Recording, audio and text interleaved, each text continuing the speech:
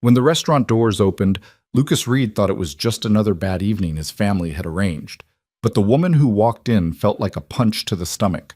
Vanessa Hale, the billionaire CEO he'd been arguing with for the past 3 months at work. The woman who had rejected his proposal this morning. The woman he'd called the Ice Queen to his colleagues. And now she stood there in an elegant black dress, staring at him with the same horror he felt. This wasn't a blind date. This was a disaster. If you want to know what happens next, follow the story to the end and hit like.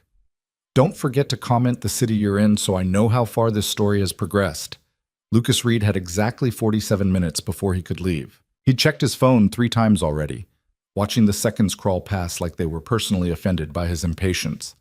The restaurant his sister had picked was the kind of place where the lighting cost more than his monthly car payment, where every fork had a specific purpose he'd never learned, and where he felt like an imposter just sitting in the leather chair. "Just give her a chance," Rebecca had said that morning, cornering him in his own kitchen while he tried to make breakfast. "You haven't been on a date in 2 years. I've been busy. You've been hiding." He'd wanted to argue, but she wasn't wrong. Between the engineering job that barely covered rent and raising a 6-year-old alone, dating had dropped somewhere below organize the junk drawer on his priority list. But Rebecca had worn him down with that particular combination of sisterly concern and outright manipulation she'd perfected over 3 decades. So here he sat, wearing the one decent shirt he owned, waiting for a woman whose name he couldn't even remember. Sarah? Sandra? His sister had mentioned it once, but he'd been distracted by Emma spilling juice across the counter. The restaurant door opened. Lucas glanced up out of habit, then felt every muscle in his body lock. No, not her. Anyone but her. Vanessa Hale stepped through the entrance with the kind of presence that made people instinctively straighten their posture. Tall, probably 5'9" in the heels she wore, with dark hair pulled back in a style that looked effortless, but probably took 20 minutes. The black dress she'd chosen was simple, elegant, expensive.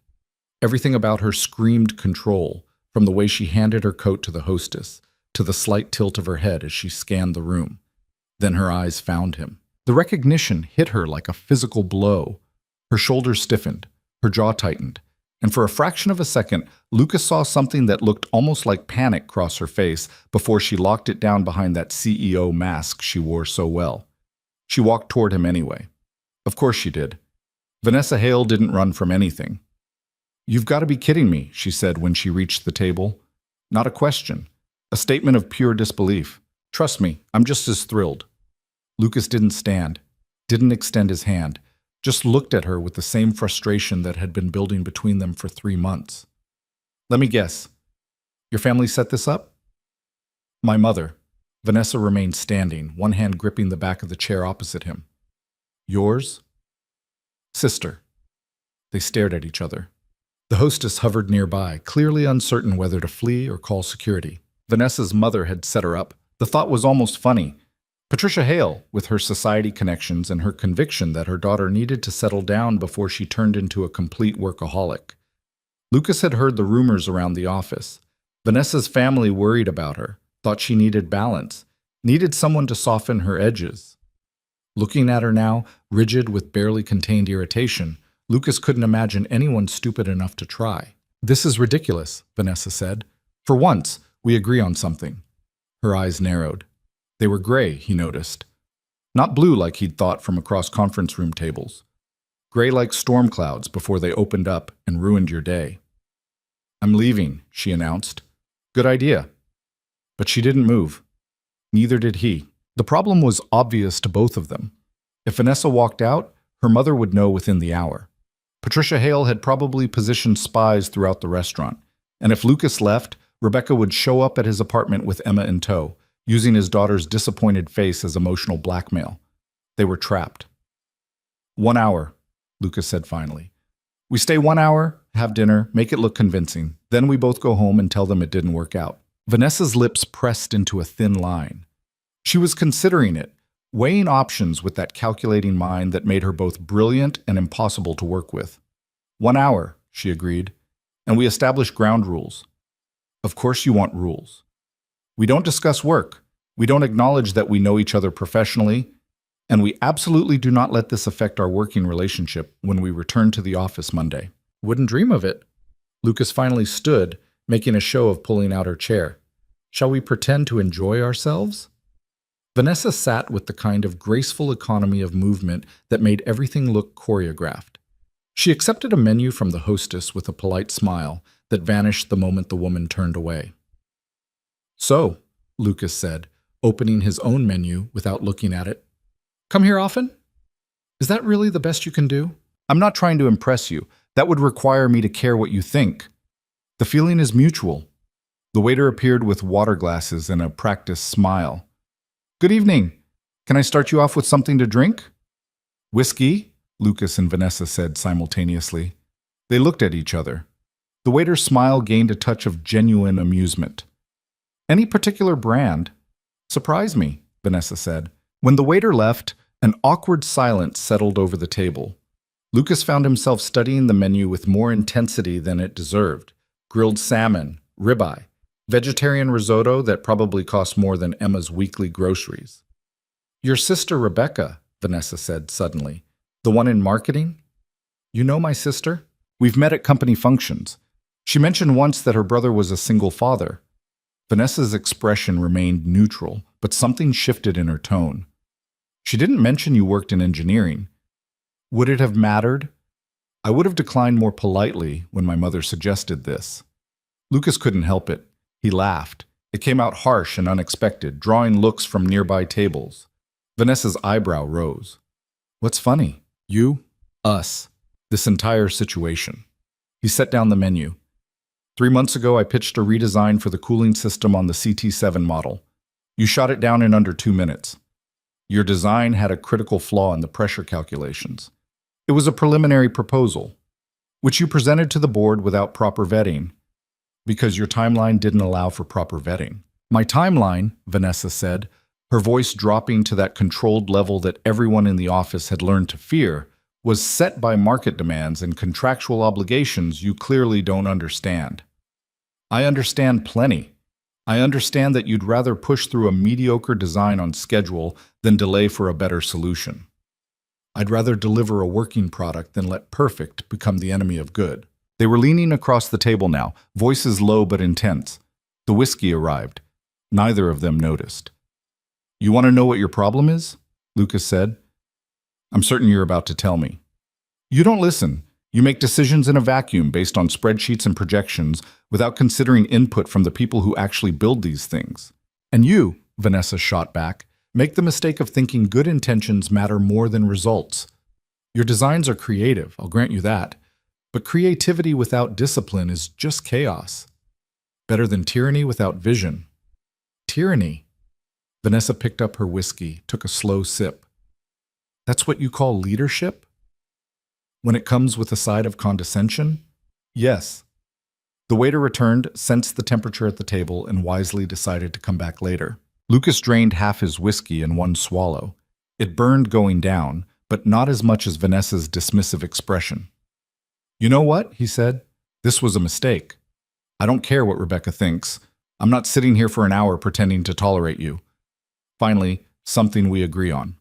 But before either of them could move, Vanessa's phone buzzed. She glanced at it, and Lucas saw her jaw tighten. My mother, she said flatly, asking how it's going. His phone buzzed a moment later. Rebecca's message was typically direct. I can see the restaurant from my car. Don't you dare leave early. You've got to be kidding me, Lucas muttered. Your sister is watching?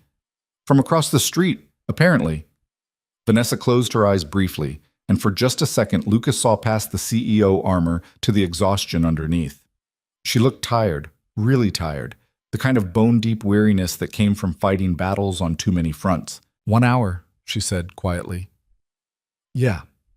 They sat in silence, drank their whiskey, avoided eye contact.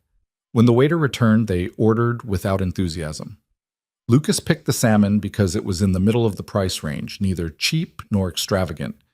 Vanessa chose the steak, medium rare, with a side salad instead of the potato.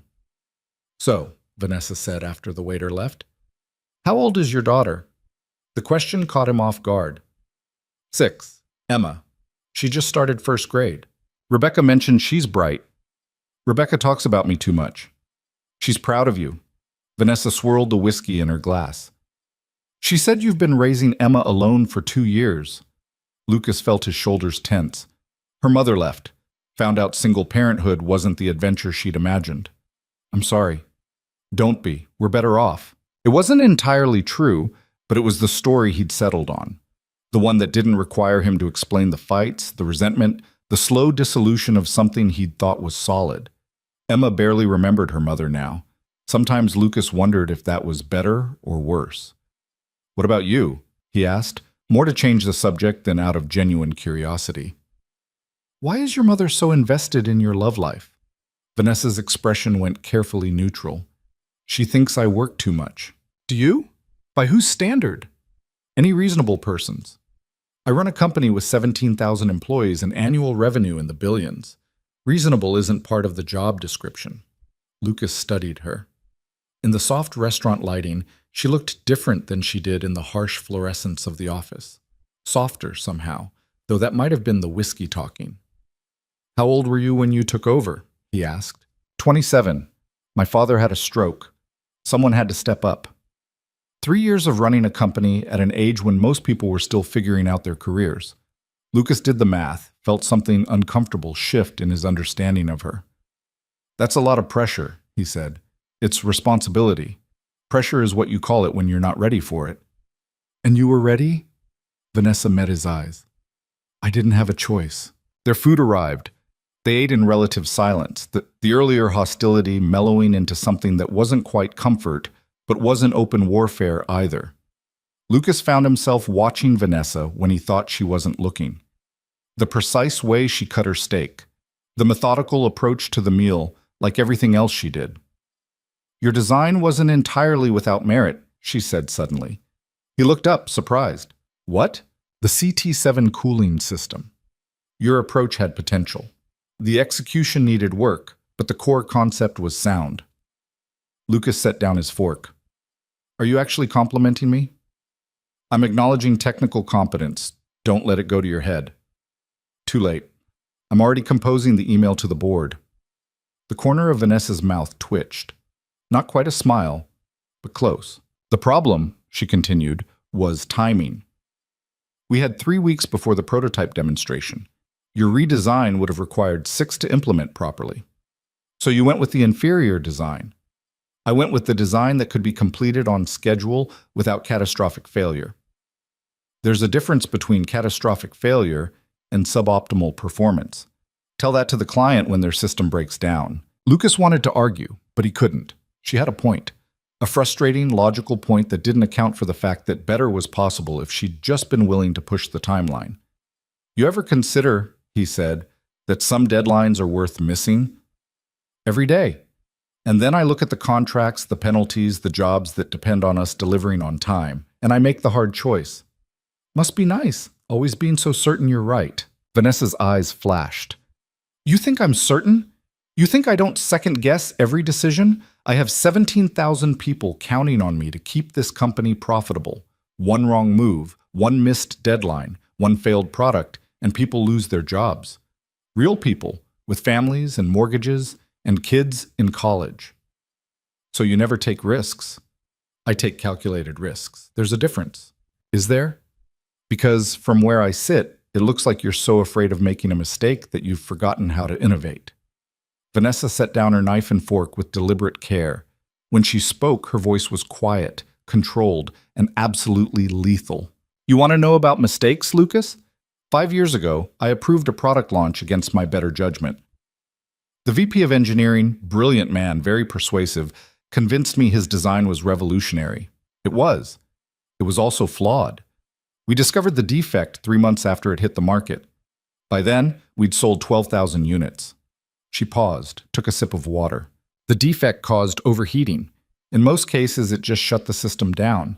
But in 6 cases, it caused fires, real fires, in people's homes. One family had to evacuate in the middle of the night. A child was hospitalized for smoke inhalation. Lucas felt something cold settle in his stomach. We issued a recall, Vanessa continued. It cost the company $43 million. But that's not what keeps me up at night. What keeps me up is knowing that I signed off on that launch. I made the call, and a 7-year-old girl ended up in the hospital because I was too willing to trust someone else's assurance that it would be fine. The silence that followed was absolute. Lucas had heard about the recall, of course. Everyone in the industry had. But the details had been kept quiet, buried under legal settlements and non-disclosure agreements. He'd never known about the fires. Never known about the kid. So, yes, Vanessa said, her voice steady but her eyes hard. I'm cautious. And yes, I push back on brilliant ideas that haven't been properly tested. Because I've seen what happens when you prioritize innovation over safety, when you let enthusiasm override engineering, when you trust that it'll probably be fine. She picked up her fork, cut another piece of steak with mechanical precision. You think I don't want to greenlight your designs, Lucas? You think I enjoy being the person who says no? I'd love to let you and every other talented engineer in that building run wild with your creativity. But I can't. Because when something goes wrong, it's not you who has to stand in front of the cameras. It's not you who has to explain to a mother why her child can't sleep through the night anymore without waking up screaming about fire. Lucas didn't know what to say. Every argument he'd prepared, every resentment he'd nursed over the past 3 months, suddenly felt hollow. I didn't know, he said finally. Most people don't. We settled quietly. It was better for everyone. Vanessa finished her steak, patted her mouth with the napkin. The VP of engineering who designed that product?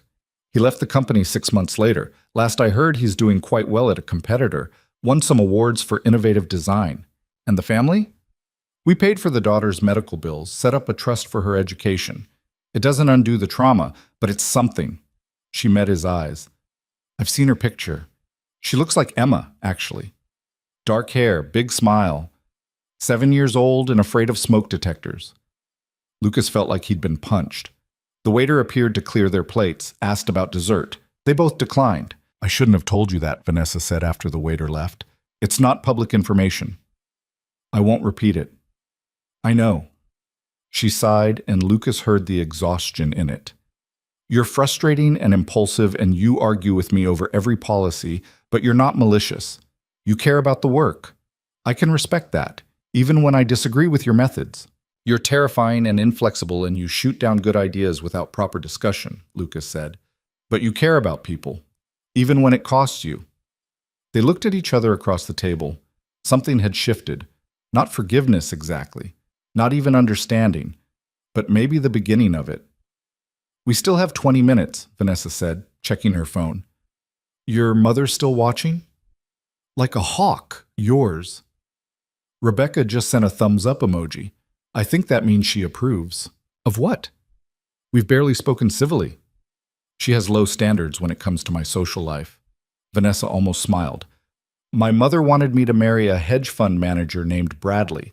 This is probably disappointing her immensely. Bradley sounds terrible. He was. Very polite, very boring, very convinced that what I needed was someone to take care of me. Did you tell him what you thought of that? I may have suggested he start by taking care of his portfolio, which was underperforming the index by 14%. Lucas laughed. Actually laughed. Not the harsh bark from earlier, but something genuine.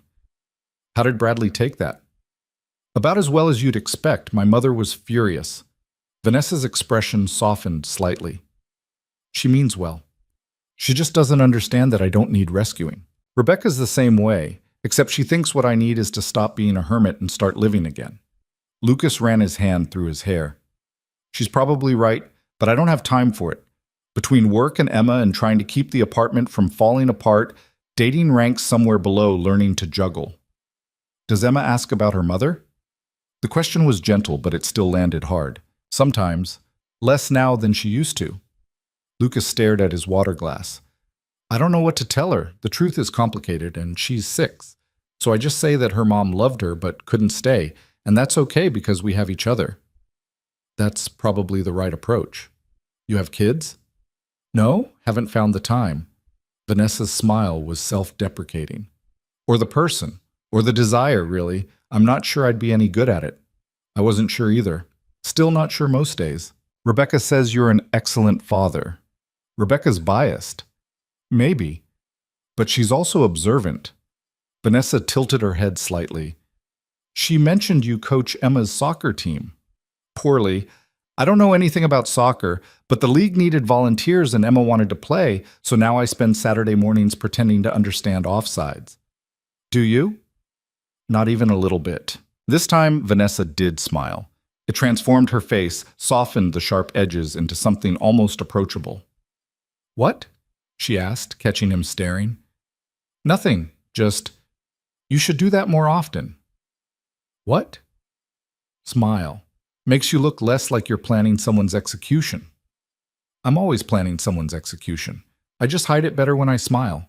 They talked for the remaining 20 minutes. Nothing deep, nothing personal. Safe topics like the weather and the restaurant's overpriced wine list and a Netflix show they'd both started, but neither had time to finish. Lucas found himself relaxing despite his better judgment.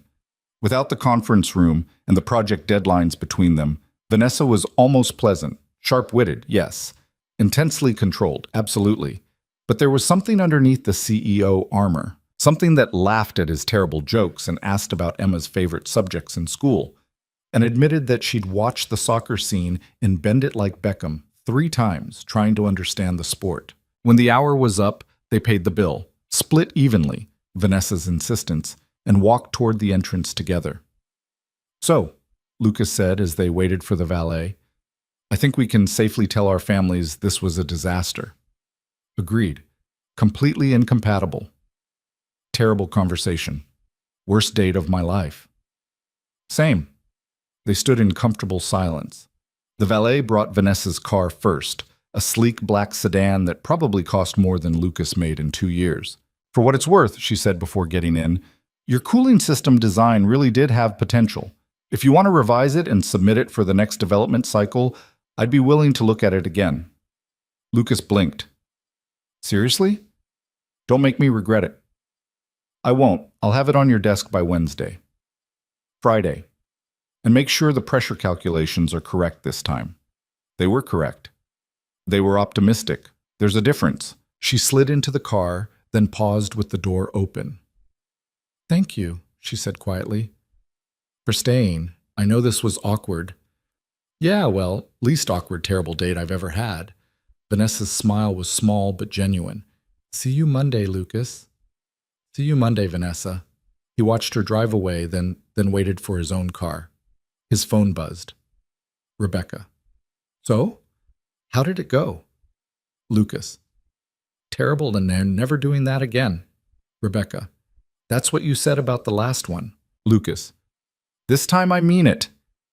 But as he drove home, he found himself thinking about Vanessa's story, about the little girl who looked like Emma, about the weight of decisions that affected thousands of lives, about what it cost to be the person who said no. Emma was asleep when he got home, sprawled across her bed with a picture book fallen open on the floor. He tucked her in, kissed her forehead, and stood in the doorway for a moment just watching her breathe. 7 years old and afraid of smoke detectors. He understood now. Not everything. Not enough to stop arguing with Vanessa when she was wrong, but enough to recognize that they'd both been fighting the same fight from different sides. She wanted to protect people. So did he. They just had different ideas about how. His phone buzzed again. He expected Rebecca. Instead, it was an unknown number. This is Vanessa. Rebecca gave me your number. I didn't ask for it, she volunteered. I wanted to say that if you need someone to explain offsides, I'm still completely useless. But I did find a YouTube video that might help. VH. A link followed. Lucas clicked it, found himself watching an animated explanation of soccer rules clearly designed for children. He laughed, typed back, Thanks. Emma will appreciate this more than I will. 3 dots appeared, disappeared, appeared again. Good luck with the revision. And Lucas? The pressure calculations really were wrong. They were optimistic. Same thing. He set the phone down, still smiling despite himself. Monday morning was going to be interesting. Monday morning arrived with the kind of gray drizzle that made Lucas question every life choice that had led him to this moment. He'd spent most of Sunday revising the cooling system design, double-checking the pressure calculations until his eyes crossed, then checking them again because Vanessa's voice kept echoing in his head about optimistic versus correct. Emma had noticed his distraction over breakfast. You're doing your thinking face, she'd said, pouring an alarming amount of syrup onto her pancakes. I don't have a thinking face. Yes, you do. Your eyebrows go like this. She'd scrunched her face into an expression that looked nothing like him but made him laugh anyway. Now, sitting at his desk with his third coffee of the morning, Lucas pulled up the revised design one more time. The calculations were solid. He'd verified them using 3 different methods, then had his colleague Marcus check them over lunch on Friday just to be sure.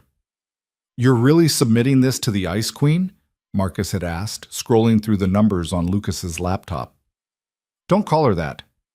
Marcus had looked up, surprised. Since when do you defend Vanessa Hale? Since Saturday night, apparently.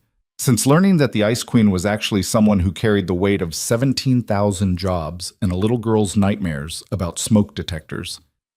Just don't call her that, Lucas had repeated. He hit send on the email now, attaching the revised proposal with a subject line that was professionally neutral. CT7, Cooling System Redesign, Revised Calculations. Then he sat back and waited for the inevitable rejection. It came faster than he expected. His phone buzzed 15 minutes later. Reed? My office. Now. No greeting. No please. Just Vanessa's assistant delivering a summons like he was being called to the principal's office. Lucas grabbed his coffee and headed for the executive floor, trying to ignore the curious looks from his coworkers. Everyone knew he and Vanessa clashed. Walking into her office voluntarily was like watching someone step into a lion's den wearing a meat suit. Her assistant waved him through without ceremony. Vanessa's office was exactly what he'd expected. Enormous windows overlooking the city, furniture that cost more than his car, and absolutely no personal items anywhere. No photos, no plants, no evidence that an actual human worked here. Vanessa sat behind her desk, his proposal open on one of her 3 monitors. She didn't look up when he entered. Close the door, she said. Lucas did, his stomach tightening. This was it. She was going to tear apart his calculations in private rather than humiliate him in front of the engineering team. Sit. He sat in one of the uncomfortable modern chairs across from her desk. Waited. Vanessa kept reading, occasionally making notes on a tablet beside her keyboard. The silence stretched until Lucas wanted to break it, just to end the tension. Finally, she looked up. The pressure calculations are correct this time, she said. I know. And you've accounted for the temperature variance in the housing materials. I have. The implementation timeline is still aggressive, but achievable. I broke it down by phase. We can run parallel testing on components 2 and 3 while finalizing component 1. Vanessa leaned back in her chair, studying him with those gray eyes that missed nothing. You spent the weekend on this. It wasn't a question, but Lucas answered anyway. Most of it, yeah. Why? Because you said it had potential. I wanted to prove you right. Something flickered across her face too quickly for him to read. She turned back to the monitors, scrolled through something, then pulled up what looked like a project timeline. If I approve this, she said slowly, it goes into the next development cycle.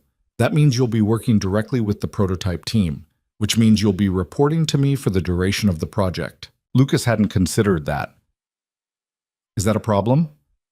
Is it for you? I can be professional, if you can. Vanessa's mouth curved slightly. Not quite a smile, but close. I'm always professional, Lucas. It's you I'm worried about. I never threw a stapler at anyone. Neither did I. The rumor mill says otherwise. The rumor mill is staffed by people with too much time and too little work. She made a note on her tablet. I'm approving this for the next cycle. You'll present to the full engineering team on Wednesday. If they sign off, we move forward. Lucas felt something lift in his chest. Seriously? Did you think I'd say no just to be difficult? Kind of, yeah. I say no when ideas are bad or poorly executed. Yours was neither. It just needed refinement. She closed the file, fixed him with that steady gaze. Don't make me regret this. I won't. Good. Now get out. I have actual work to do. Lucas stood, then paused at the door. Vanessa? What? Thank you. She waved him off without looking up, but he could have sworn he saw the corner of her mouth twitch again. He was halfway back to his desk when Marcus cornered him in the hallway. Well, are you fired or just thoroughly destroyed? She approved it. Marcus's eyes widened. She what? Approved the redesign. I'm presenting to the team Wednesday. You're kidding. Nope. What did you do? Threaten her family? Lucas thought about Saturday night, about whiskey and terrible dates and stories about smoke detectors. Something like that. The rest of the day passed in a blur of preparation. Lucas pulled together a presentation, rehearsed his key points, and tried not to think about the fact that he'd be standing in front of the same engineering team that had watched Vanessa shoot down his last proposal in under 2 minutes. Wednesday morning arrived too fast. The conference room was packed when Lucas walked in. Every senior engineer in the building crammed around the table or leaning against the walls. Vanessa sat at the head of the table, her expression neutral, giving nothing away. Lucas plugged in his laptop with hands that wanted to shake. He'd presented before. This shouldn't be different. Except Vanessa was watching him with those analytical eyes, and the entire room knew about their history of conflicts. "Whenever you're ready," she said calmly. Lucas pulled up the first slide and began. He'd practiced this a dozen times, but standing in front of the actual audience was different. His voice sounded too loud in his own ears. He stumbled over the transition between slides 2 and 3. But then he hit his stride, explaining the cooling system redesign with the passion that had driven him to spend his entire weekend on calculations. The questions came fast. Harris from Thermodynamics wanted clarification on the heat dispersion rates. Chen from Manufacturing questioned the cost implications. Kowalski from Quality Assurance asked about failure modes. Lucas answered them all, pulling up supporting data, walking through scenarios. He'd anticipated most of the questions, prepared backup slides for the ones he hadn't. 40 minutes in, Vanessa finally spoke. "The parallel testing phase," she said, her voice cutting through the side conversations that had started. "You're proposing we run components 2 and 3 simultaneously, while component 1 is still in final validation." "Yes, that's a risk. If component 1 fails validation, you've wasted resources on 2 and 3. Component 1 won't fail. I've run it through every stress test we have." "You're confident." "I'm correct." The room went quiet. Nobody talked to Vanessa like that. Nobody challenged her directly, especially not in front of the entire senior engineering team. Vanessa's expression didn't change. "Walk me through your reasoning." So Lucas did. He pulled up the test data, showed the margin of safety in his calculations, demonstrated how even in the worst-case scenario, component 1 would still meet minimum specifications. The parallel testing wasn't reckless, it was efficient. When he finished, Vanessa nodded slowly. "Questions from the team?" Harris raised his hand. "I hate to say it, but the kid's right. These numbers are solid." "The implementation timeline is still aggressive," Chen said, but there was approval in his voice. "But it's doable." Kowalski leaned back in his chair. "I'd want to see additional safety protocols during the parallel testing phase, but yeah, this works." Vanessa looked around the table, reading the room with practiced ease. "All in favor of moving this to active development?" Every hand went up. Opposed? Silence. Abstaining? Nothing. "Then we're approved." Vanessa made a note on her tablet. "Lucas, you'll lead the project. Report directly to me weekly. First status meeting is Friday at 9. She looked up, and Lucas could have sworn he saw approval in her eyes. "Good work." The meeting broke up in a buzz of conversation. Harris clapped Lucas on the shoulder. Chen wanted to discuss manufacturing timelines. Kowalski cornered him about the safety protocols. Through it all, Lucas kept glancing at Vanessa. She'd gathered her things and was heading for the door, already moving on to whatever crisis or decision waited next. "Vanessa!" he called out. She paused, turned back. "Thank you for giving it a real chance. I give every proposal a real chance. Most of them just don't deserve approval." But her expression softened slightly. "Don't thank me yet. You still have to deliver." "I will. See that you do." She left, and Lucas found himself smiling despite the mountain of work he'd just signed up for. The next few weeks fell into a rhythm that was equal parts exhausting and exhilarating. Lucas spent his days coordinating with the prototype team, his evenings reviewing test results, and whatever time remained trying to be a decent father to Emma. The Friday status meetings with Vanessa became the anchor of his week. She was demanding, precise, and ruthless about cutting through any attempt to sugarcoat problems. But she also listened. really listened. When Lucas flagged a potential issue with the housing material, she didn't dismiss it. She pulled in the materials science team for a consultation. When he suggested a modification to the testing protocol, she asked questions until she understood his reasoning, then approved the change. "You're different in work mode," he said one Friday after they'd wrapped up the status review. Vanessa looked up from her tablet. "Meaning?" "Focused, like you're 3 steps ahead of everyone else." "I'm usually 5 steps ahead. I try to dial it back so I don't terrify people." "Does it work?" "You tell me. Are you terrified?" Lucas considered. "Not terrified. Maybe intimidated." "Good. Intimidated means you're paying attention." He was gathering his materials to leave when Vanessa's phone rang. She glanced at the caller ID and her whole body tensed. "I need to take this," she said, and something in her voice made Lucas pause. "Want me to step out?" "No, stay." She answered the call, putting it on speaker. "Patricia." "Darling, I've been trying to reach you all week." Her mother's voice was warm but carried an edge of reproach.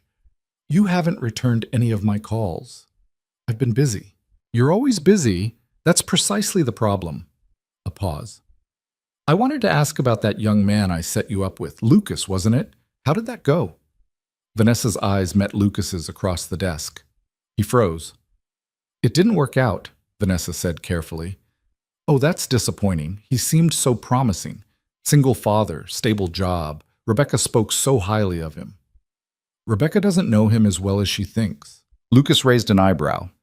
Vanessa's expression remained neutral, but he could see the tension in her shoulders. "Well, there are other options," Patricia continued. "Bradley mentioned he'd like to try again, and there's a lovely man I met at the museum fundraiser." "Mother, I don't need you to arrange my social life." "Someone has to, darling. You're 30 years old and you work 80 hours a week. When exactly do you plan to meet someone?" "I'm perfectly capable of meeting people on my own." "And yet you don't."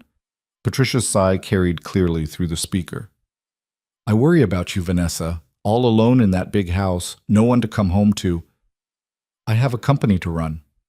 "The company will be fine without you for an evening or two. You need balance, sweetheart.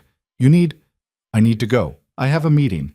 Vanessa, goodbye, Mother." She ended the call and sat very still for a moment, staring at the phone like it had personally offended her. "Sorry you had to hear that," she said finally. "She means well." "Everyone means well. Doesn't make it less exhausting." Vanessa set the phone down with deliberate care. "She's been doing this since I turned 25. Every holiday, every family dinner, it's the same conversation. Why aren't you dating? Why aren't you married? When am I going to have grandchildren?" Rebecca does the same thing. Different words, same message. "How do you handle it?" Lucas shrugged. "I don't, really. I just let her talk until she runs out of steam, then I go home and do exactly what I was planning to do anyway." "Sounds familiar." Vanessa stood, walked to the window. The city stretched out below them, gray and vast. "Do you ever wonder if they're right? If we're missing something by prioritizing work over everything else?" "Sometimes. Usually around 3 in the morning when I can't sleep and Emma's at a sleepover, so the apartment's too quiet." Lucas joined her at the window. "But then I remember that work isn't the enemy. It's just easier to blame than admitting that maybe we're both just tired of looking." Vanessa glanced at him. "That's surprisingly insightful." "I have my moments." They stood in silence, watching the traffic move below like blood cells through arteries. Lucas was acutely aware of how close she was standing, how the afternoon light caught the dark strands of her hair. "Your daughter," Vanessa said quietly. "Emma. What does she think about you dating?" "I haven't asked. She's 6. Her concerns are more focused on whether her soccer team is going to win on Saturday and if she can have ice cream for breakfast." "Reasonable priorities. More reasonable than ours, probably." Lucas turned to face her. "Why did you really stay that night at the restaurant?" Vanessa was quiet for a long moment. "Because walking away felt like admitting defeat. And I don't lose, Lucas. Not even to my mother's matchmaking." "That's it?" "No." She met his eyes. "Because you were the first person in a long time who looked at me and saw someone to argue with instead of someone to manage. Do you know how rare that is? Everyone else either wants something from me or they're afraid of me. You just argued." "I'm good at arguing." "Yes, you are." It's infuriating. Right back at you. Her phone buzzed with another call. She glanced at it, then declined. I should let you go. I'm sure Emma's waiting. Soccer practice at 4. If I'm late, she makes me run laps. She sounds terrifying. She learned from the best. Vanessa smiled, and Lucas felt that same shift from the restaurant, like the armor was cracking just enough to let light through. He left before he could say something stupid, but all the way down in the elevator, he kept thinking about the way she'd looked standing at that window, powerful and lonely, and trying very hard to pretend she was neither. The weekend brought soccer practice, grocery shopping, and Emma's insistence that they absolutely needed to bake cookies, even though neither of them knew what they were doing. The kitchen ended up covered in flour, the cookies turned out lopsided, and Emma declared them the best cookies ever made in the history of the universe. Can we bring some to Aunt Rebecca? She asked, carefully placing the least burned ones in a container. If you want to poison your aunt, sure. Dad, they're good. They're edible. Emma stuck her tongue out at him, which was apparently her new favorite gesture. Rebecca had warned him about the sass phase. He thought she was exaggerating. Sunday afternoon, his phone buzzed with a message from an unknown number. Then he recognized the formal tone. Lucas, this is Vanessa. I need to discuss a development with the CT7 project. Are you available for a call? His stomach dropped. Something had gone wrong. Had to be. She wouldn't contact him on a Sunday otherwise. He called back immediately. She answered on the second ring. Thanks for calling back, she said, and she sounded different. Not upset. Not concerned. Almost excited. I just got off the phone with Harris. He ran the preliminary stress tests on component 1. And? It exceeded specifications by 18%. Lucas sat down on this couch, relief flooding through him. Seriously? He wants to run it again tomorrow to confirm. But Lucas, these numbers are remarkable. If they hold, we're not just meeting the cooling requirements. We're setting a new standard. That's incredible. It's your design. You should be proud. He was. He was also acutely aware that Vanessa had called him on a Sunday, on her personal time, just to share good news. That seems significant somehow. I couldn't have done it without you pushing me to get the calculations right, he said. I didn't push. I just refused to accept mediocrity. Tomato, tomato. She laughed, and the sound was so unexpected that Lucas almost dropped the phone. What's funny? He asked. You. Arguing with me even when I'm complimenting you. Old habits. Apparently. A pause. How was your weekend? The question was casual, but it felt weighted, like she was testing something. Emma and I made cookies. They're terrible. How was yours?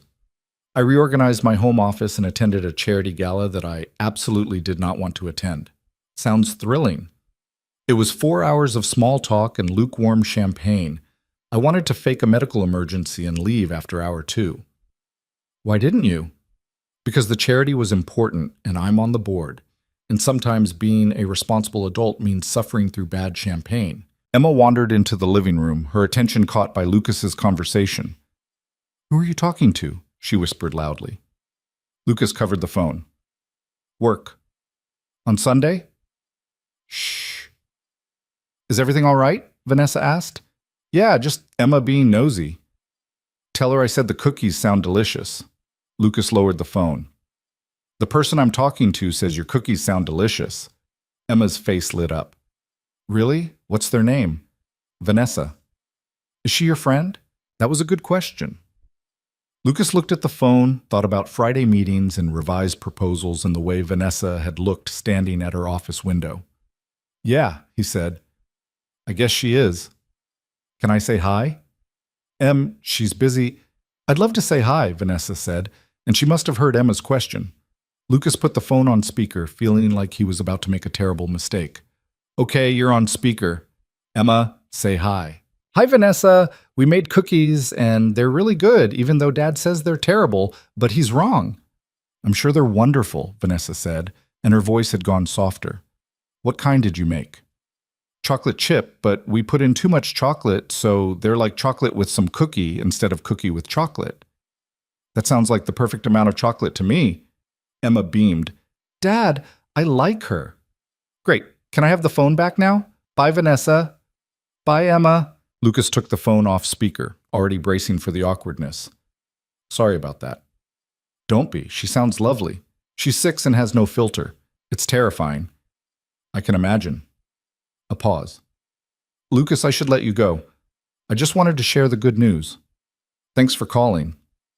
See you Monday. She hung up, and Lucas sat staring at his phone like it might explain what had just happened. I like Vanessa, Emma announced again, climbing onto the couch next to him. She sounds nice. She's my boss. Can bosses be nice? Sometimes. Is she coming over? What? No. Why would she come over? Emma shrugged. You smile when you talk to her. You don't smile when you talk to work, usually. Lucas looked at his daughter, wondering when she'd become so observant. It's complicated. That's what you always say when you don't want to explain. That's because it's always true. Monday morning brought confirmation that Harris's test results were accurate. Component 1 had exceeded specifications. The prototype team was thrilled. The manufacturing department started preliminary production planning, and Vanessa sent out a company-wide email recognizing Lucas's design as a breakthrough achievement. He read the email 3 times, looking for some hint of the person who'd called him on Sunday to share good news. But it was pure Vanessa Hale in CEO mode. Professional, precise, giving credit where due, without a trace of personal connection. The Friday status meeting that week lasted 2 hours. They were deep into implementation planning now, coordinating between departments, managing timelines. Lucas presented updated projections. Vanessa asked sharp questions about manufacturing tolerances and quality control protocols. We need to discuss the rollout strategy, she said, pulling up a calendar on her screen. Marketing wants to announce at the Tech Expo in 6 weeks. That's aggressive. That's marketing. Can we hit it? Lucas reviewed his timeline. If nothing goes wrong, things always go wrong. Then no, we need 8 weeks minimum. Vanessa made a note. I'll tell them 8. They'll negotiate for 7. We'll settle on 7.5 and you'll make it work. That's not how project management is supposed to work. It's how it actually works. She looked up. Do you have plans Saturday? The question came out of nowhere. Lucas blinked. Soccer practice in the morning. Why? The Tech Expo is in Chicago. I'm flying out Friday night to meet with some potential clients before the main event. I thought you might want to come, see how the business side works. You want me to fly to Chicago with you? I want you to understand how deals get made. Your design is brilliant, Lucas, but brilliance doesn't matter if we can't sell it. This is an opportunity to see the whole picture. It made sense. It was professional. It was also Vanessa asking him to spend the weekend in Chicago. I'd have to arrange childcare for Emma, he said carefully. Of course. Let me know by Wednesday. She went back to her notes like she hadn't just casually invited him to another city, and Lucas sat there trying to figure out if this was a business trip or something else. He called Rebecca that night. Let me get this straight, she said after he'd explained. Your boss, the same woman you went on a terrible blind date with, wants you to fly to Chicago with her. For business. Right, business. It is business, Beck. She wants me to meet clients, understand the sales side. Uh-huh. And this couldn't wait until the actual expo when the whole team goes? She's meeting with clients before the expo. Alone. Well, yeah, she usually... Lucas, come on. You can't be this clueless. What are you saying? Rebecca sighed the way she always did when he was being deliberately obtuse. I'm saying that Vanessa Hale doesn't invite random engineers on business trips. I'm saying she called you on Sunday. I'm saying she talked to Emma on the phone. I'm saying that maybe, possibly, this is more than just work. It's not. How do you know? Because she's Vanessa Hale. She doesn't do more than work. Everyone does more than work, Lucas, even ice queens. Don't call her that. Interesting. So you can defend her, but you can't see when she's interested in you? She's not interested. She's just, we're colleagues. We work together. That's it. Fine. Go to Chicago. Meet the clients. Be completely professional. But Lucas? What? If you come back still thinking this is just about work, you're an idiot. He ended the call and immediately opened his laptop, pulling up his email to decline Vanessa's invitation. His fingers hovered over the keyboard. Rebecca was wrong. This was business. Vanessa was his boss. They'd had one terrible blind date that had somehow turned into a truce, and now they had a working relationship that actually functioned. That was it. He closed the laptop without sending the email. Wednesday morning, he knocked on Vanessa's office door. "Come in." She was on the phone. Someone from legal based on the contract language he could hear. She gestured for him to sit. "No, I don't care what their counsel says. The liability clause is non-negotiable. Because I've seen what happens when we compromise on liability, David. We're not doing it again? Fine. Send me the revised language and I'll review it tonight." She hung up, rubbed her temples. "Sorry. Legal is trying to be creative with contract terms again." "Sounds fun." "It's the opposite of fun." She pulled her attention fully to him. "You have an answer about Chicago?" "I talked to Rebecca. She can take Emma for the weekend." "So that's a yes?" Lucas nodded. "Yeah, I'll go." Something flickered across Vanessa's face. Relief? Pleasure? It was gone before he could identify it. "Good. I'll have my assistant send you the flight details. We leave Friday at 6. "Okay. Pack business casual. The client meetings are formal, but the expo itself is more relaxed." "Got it." She turned back to her computer and Lucas recognized the dismissal, but he didn't move. "Vanessa?" "Hmm? Why did you really invite me?" She looked up slowly. "I told you. I want you to see the business side."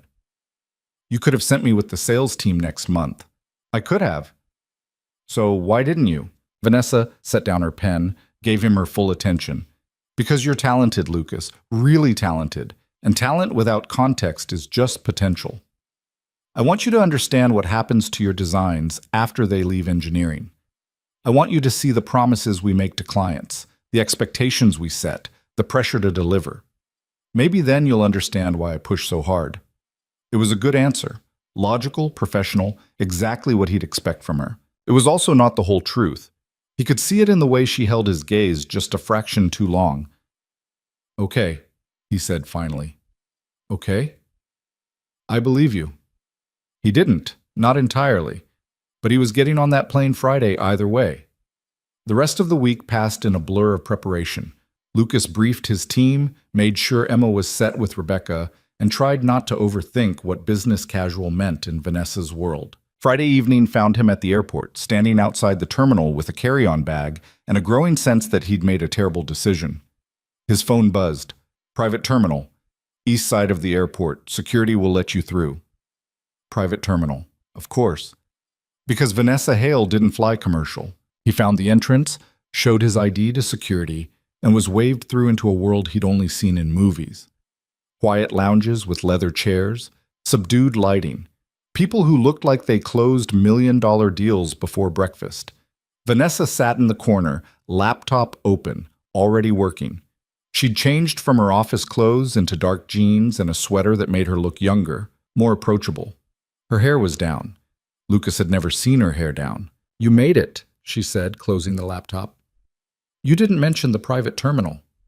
"Does it matter?" "I feel underdressed." She looked him over. "You're fine. Besides, it's just us and the pilots." "Just us." Right. Because that wasn't pressure at all. They boarded 20 minutes later. The plane was small, 8 seats, all leather and polished wood. Lucas had flown commercial exactly 3 times in his life. Always coach, always cramped. This was a different universe. "Relax," Vanessa said, settling into the seat across from him. "It's just a plane." "It's not just a plane, it's a flying luxury hotel." "It's efficient. We can work during the flight instead of fighting for elbow room with strangers." The pilot came back to brief them on the flight time, just over 2 hours, and then they were taxiing to the runway. Lucas gripped the armrest during takeoff. Vanessa noticed. "Not a fan of flying?" she asked. "Not a fan of being in a metal tube 30,000 feet above the ground with nothing but physics keeping me alive." "That's oddly specific." "I'm an engineer. I know exactly how many things can go wrong." "And yet you got on the plane anyway." "You're very persuasive." Once they were at altitude, Vanessa pulled out her laptop again. "I need to finish reviewing this contract. Make yourself comfortable." Lucas tried. He pulled out his phone, scrolled through news he didn't care about, played a mindless game that held his attention for maybe 3 minutes. The truth was, he was acutely aware of Vanessa sitting across from him, frowning at her screen, occasionally typing notes with the kind of focused intensity that made him wonder what it would be like to have that attention turned on him outside of work. "You're staring," she said without looking up. "I'm thinking." "About?" "How you can read legal contracts without your brain melting." "Practice. Also, it's either this or listen to you panic about physics." "I'm not panicking." She finally looked up, and her expression had softened. "Lucas, we're fine. The pilots know what they're doing. The plane is maintained to standards that would make your engineering heart happy. And if something goes wrong, panicking won't help anyway. That's not reassuring. It's realistic." She closed the laptop. "Tell me about Emma. Rebecca says she's doing well in school." The subject change was obvious, but Lucas appreciated it. He spent the next 20 minutes telling Vanessa about Emma's current obsession with space, her insistence that she was going to be an astronaut when she grew up, her complete devastation when she learned that Pluto wasn't technically a planet anymore. "She sounds remarkable," Vanessa said. "She's stubborn and dramatic and too smart for her own good. Wonder where she gets that from. Her mother, probably." "You don't talk about her much. Emma's mother." Lucas looked out the window at the darkness beyond. "Not much to say. She left when Emma was 4. Sends a birthday card once a year. That's the extent of her involvement." "That must have been difficult." "The leaving part? Yeah, the aftermath?" He turned back to Vanessa. "Honestly, it got easier. Turns out raising a kid with someone who doesn't want to be there is harder than doing it alone." "You make it sound simple." "It's not. It's exhausting and terrifying, and some days I'm pretty sure I'm screwing up in ways I won't discover until she's in therapy at 30, but it's also the best thing I've ever done." Vanessa was quiet for a moment. "That's lovely." "What is?" "The way you talk about her, like being her father is a privilege instead of a burden." "It is a privilege. Not everyone sees it that way." There was something in her voice, some old hurt that made Lucas lean forward slightly. "Did your father see it that way?" "My father saw everything as a responsibility to be managed, including me." She looked out her own window. "He wasn't unkind, just distant, like I was a project that needed to be completed successfully." "Is that why you took over the company?" "I took over because he had a stroke, and someone needed to step up. But yes, part of it was wanting to prove I could, that I was worth the investment he'd made in raising me." "That's a lot of pressure." "Welcome to my entire life." The plane started its descent. Lucas's fingers tightened on the armrests again, and Vanessa reached across the aisle without thinking, covering his hand with hers. "We're fine," she said quietly. Her hand was warm, steady. Lucas looked at where their hands touched, then up at her face. She seemed to realize what she'd done at the same moment he did. But she didn't pull away. They landed smoothly. Vanessa withdrew her hand as they taxied to the private terminal, and whatever moment had existed 30,000 feet up vanished into the reality of Chicago at night. A car was waiting. Of course there was. They drove through the city in silence, Lucas watching the lights blur past while Vanessa checked messages on her phone. "The hotel has us in adjoining suites," she said without looking up. "Separate rooms, but there's a connecting door if we need to coordinate tomorrow morning." "Okay." "The first client meeting is at 9. Breakfast at 7:30? "Sure." They pulled up to a hotel that made the private terminal look modest. Lucas grabbed his bag before anyone could offer to carry it and followed Vanessa through a lobby that probably cost more to maintain than his annual salary. Their rooms were on the 23rd floor. Vanessa's suite was first. She stopped at the door, turned back. "Thank you for coming," she said. "You're paying me to be here. Still, I know it's a sacrifice being away from Emma. She'll survive a weekend with Rebecca. Might even enjoy it." Vanessa smiled, and Lucas felt that now familiar shift, the armor cracking, the person underneath showing through. "Get some rest," she said. "Tomorrow's going to be long." "Vanessa?" "Yes?" "On the plane, when you—" He gestured vaguely. "Thank you." She nodded once, then disappeared into her suite. Lucas found his own room, discovered it was roughly the size of his apartment, and stood at the floor-to-ceiling windows looking out at Chicago spread below like a circuit board of light. His phone buzzed. Emma, texting from Rebecca's place. "Aunt Beck says you're in Chicago with your boss. Is that the nice lady from the phone?" Lucas smiled despite himself. "Yeah, that's her. Cool. Bring me back something." "What do you want?" "A magnet for the fridge, and maybe a snow globe if they have one. I'll see what I can do. Be good for your aunt. Always am. He set the phone down and stood there for a long time, thinking about hands touching on an airplane and the way Vanessa's voice had changed when she talked about her father. Rebecca's words echoed in his head. If you come back still thinking this is just about work, you're an idiot. Tomorrow, he'd meet clients, sit in on negotiations, see the business side of engineering like Vanessa had promised. But tonight, standing in a luxury hotel room in a city far from home, Lucas admitted what he'd been avoiding for weeks.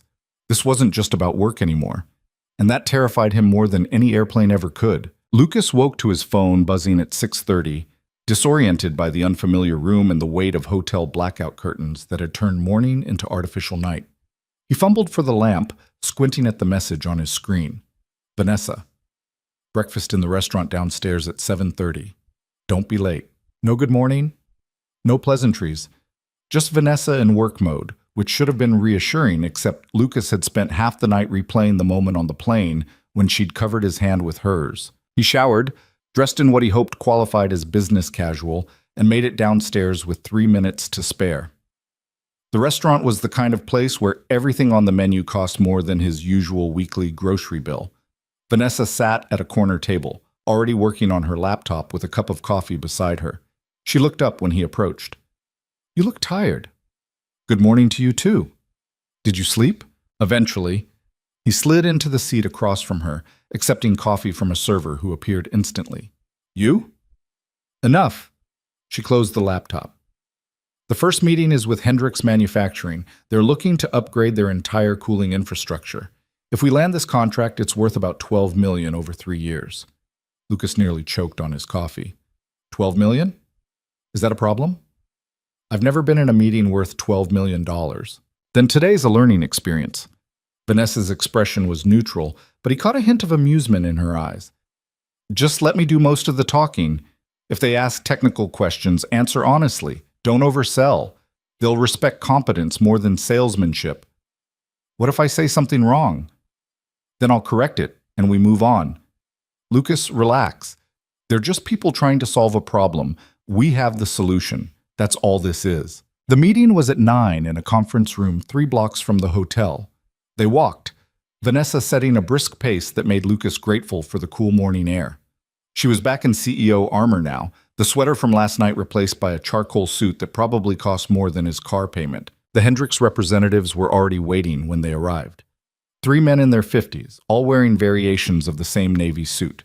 The lead, introduced as Robert Hendrix, had the kind of firm handshake that was probably meant to establish dominance. Ms. Hale, good to finally meet in person. Mr. Hendrix, thank you for making time. Vanessa gestured to Lucas. This is Lucas Reed, lead engineer on the CT7 project. He designed the cooling system we discussed. Hendrix's attention shifted, assessing. You look young. I'm 32, Lucas said evenly. Been in thermal engineering for 8 years. And you're confident this system can handle our manufacturing demands? I'm confident it can exceed them. One of the other men, a technical officer based on the questions he started asking, leaned forward. Walk us through the heat dispersion rates. Lucas did, pulling up the specs on his tablet, explaining the parallel cooling channels and the redundancy built into the design. The questions came fast, detailed, exactly the kind of technical interrogation he'd prepared for. He answered them all, feeling more comfortable in this territory than he'd expected. Vanessa watched, interjecting occasionally to tie the technical details back to business outcomes. Reduced energy costs, lower maintenance overhead, longer equipment lifespan. She was building a case, layering Lucas's engineering explanations with economic justification. An hour in, Hendrix held up a hand. This is impressive. I'll be honest, we've been looking at 3 different vendors. Your system is the most advanced. But, Vanessa said, because there was clearly a but coming, but it's also the most expensive. Your competitor is offering something similar at 40% less. Similar isn't the same as equivalent. Vanessa pulled up a comparison chart Lucas hadn't seen before. Their system uses single-channel cooling with manual failover. Ours is triple redundant with automatic load balancing. When their system fails, and it will fail, your entire production line shuts down until it's repaired. With ours, you never stop running. That's assuming your system doesn't fail. It won't. Lucas spoke before he could second-guess himself. I've run this through every stress test we have. We've simulated failure scenarios you haven't even considered. The only way the system fails is if someone physically destroys it. You sound very certain. I am, because I built it to work. Hendricks studied him for a long moment, then turned to Vanessa. He always this confident? Usually he's arguing with me about whether the specifications are aggressive enough. Vanessa's tone was dry. But yes, when Lucas says something will work, I believe him. Something passed between them, some unspoken communication that made Lucas acutely aware of how much trust she'd just placed in him in front of a $12 million deal. The meeting wrapped up 30 minutes later with Hendricks promising a decision by end of week. Lucas and Vanessa walked back to the hotel in silence, the morning traffic noise filling the space between them. You did well, Vanessa said finally. I talked too much. You were passionate. There's a difference. She glanced at him. When you told him it wouldn't fail, you meant it. Of course I meant it. That kind of conviction sells better than any pitch deck I could create. They had 2 hours before the next meeting. Vanessa suggested they work in her suite, which had a proper desk and better Wi-Fi than the hotel lobby. Lucas followed her up, trying not to think about the fact that they were alone in her room. The suite was immaculate, her laptop and files organized with the same precision she brought to everything. Lucas settled onto the couch while Vanessa took the desk, both of them falling into the comfortable silence of people used to working near each other. His phone buzzed. Emma, sending him a photo of herself and Rebecca making pancakes, or what used to be pancakes before they apparently exploded across the kitchen. Lucas smiled, sent back a thumbs-up emoji. Everything okay? Vanessa asked without looking up from her screen. Emma's destroying my sister's kitchen. Sounds like she's having fun. Rebecca's going to make me deep clean that apartment when I get back. Small price to pay. Vanessa finally turned to face him. You miss her. Emma? Yeah, I know it's only been one night, but it feels weird not having her around. That's normal. You're her father. What about you? Do you ever miss having someone to go home to? The question came out before Lucas could stop it. Vanessa's expression shifted, something vulnerable flickering across her face before she locked it down. I have work, she said carefully. That's not what I asked. It's the answer I'm giving. She turned back to her laptop. We should review the talking points for the next meeting. Lucas let it drop, but the question hung in the air between them, unanswered but not forgotten. The second meeting was smaller, less formal. A tech startup looking to integrate advanced cooling into their server infrastructure. The founder was barely 30, wearing jeans and a hoodie, and spent the first 10 minutes explaining his company's mission with the kind of enthusiasm that made Lucas feel old. But the kid knew his stuff. The questions he asked were sharp, insightful, pushing Lucas to explain not just how the system worked, but why they'd made specific design choices. Vanessa mostly listened, interjecting only to discuss pricing and implementation timelines. I like it, the founder said finally, but I need to run the numbers past my CFO. Can you send over a detailed quote? I'll have it to you by Monday, Vanessa promised. They grabbed lunch at a cafe near the hotel, sitting outside despite the October chill because the restaurant was too crowded and Vanessa claimed she needed air. Lucas ordered a sandwich he couldn't pronounce. Vanessa got a salad she barely touched.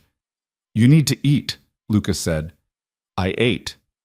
3 bites of lettuce isn't eating. Are you monitoring my food intake now? Someone should. You run on coffee and stubbornness.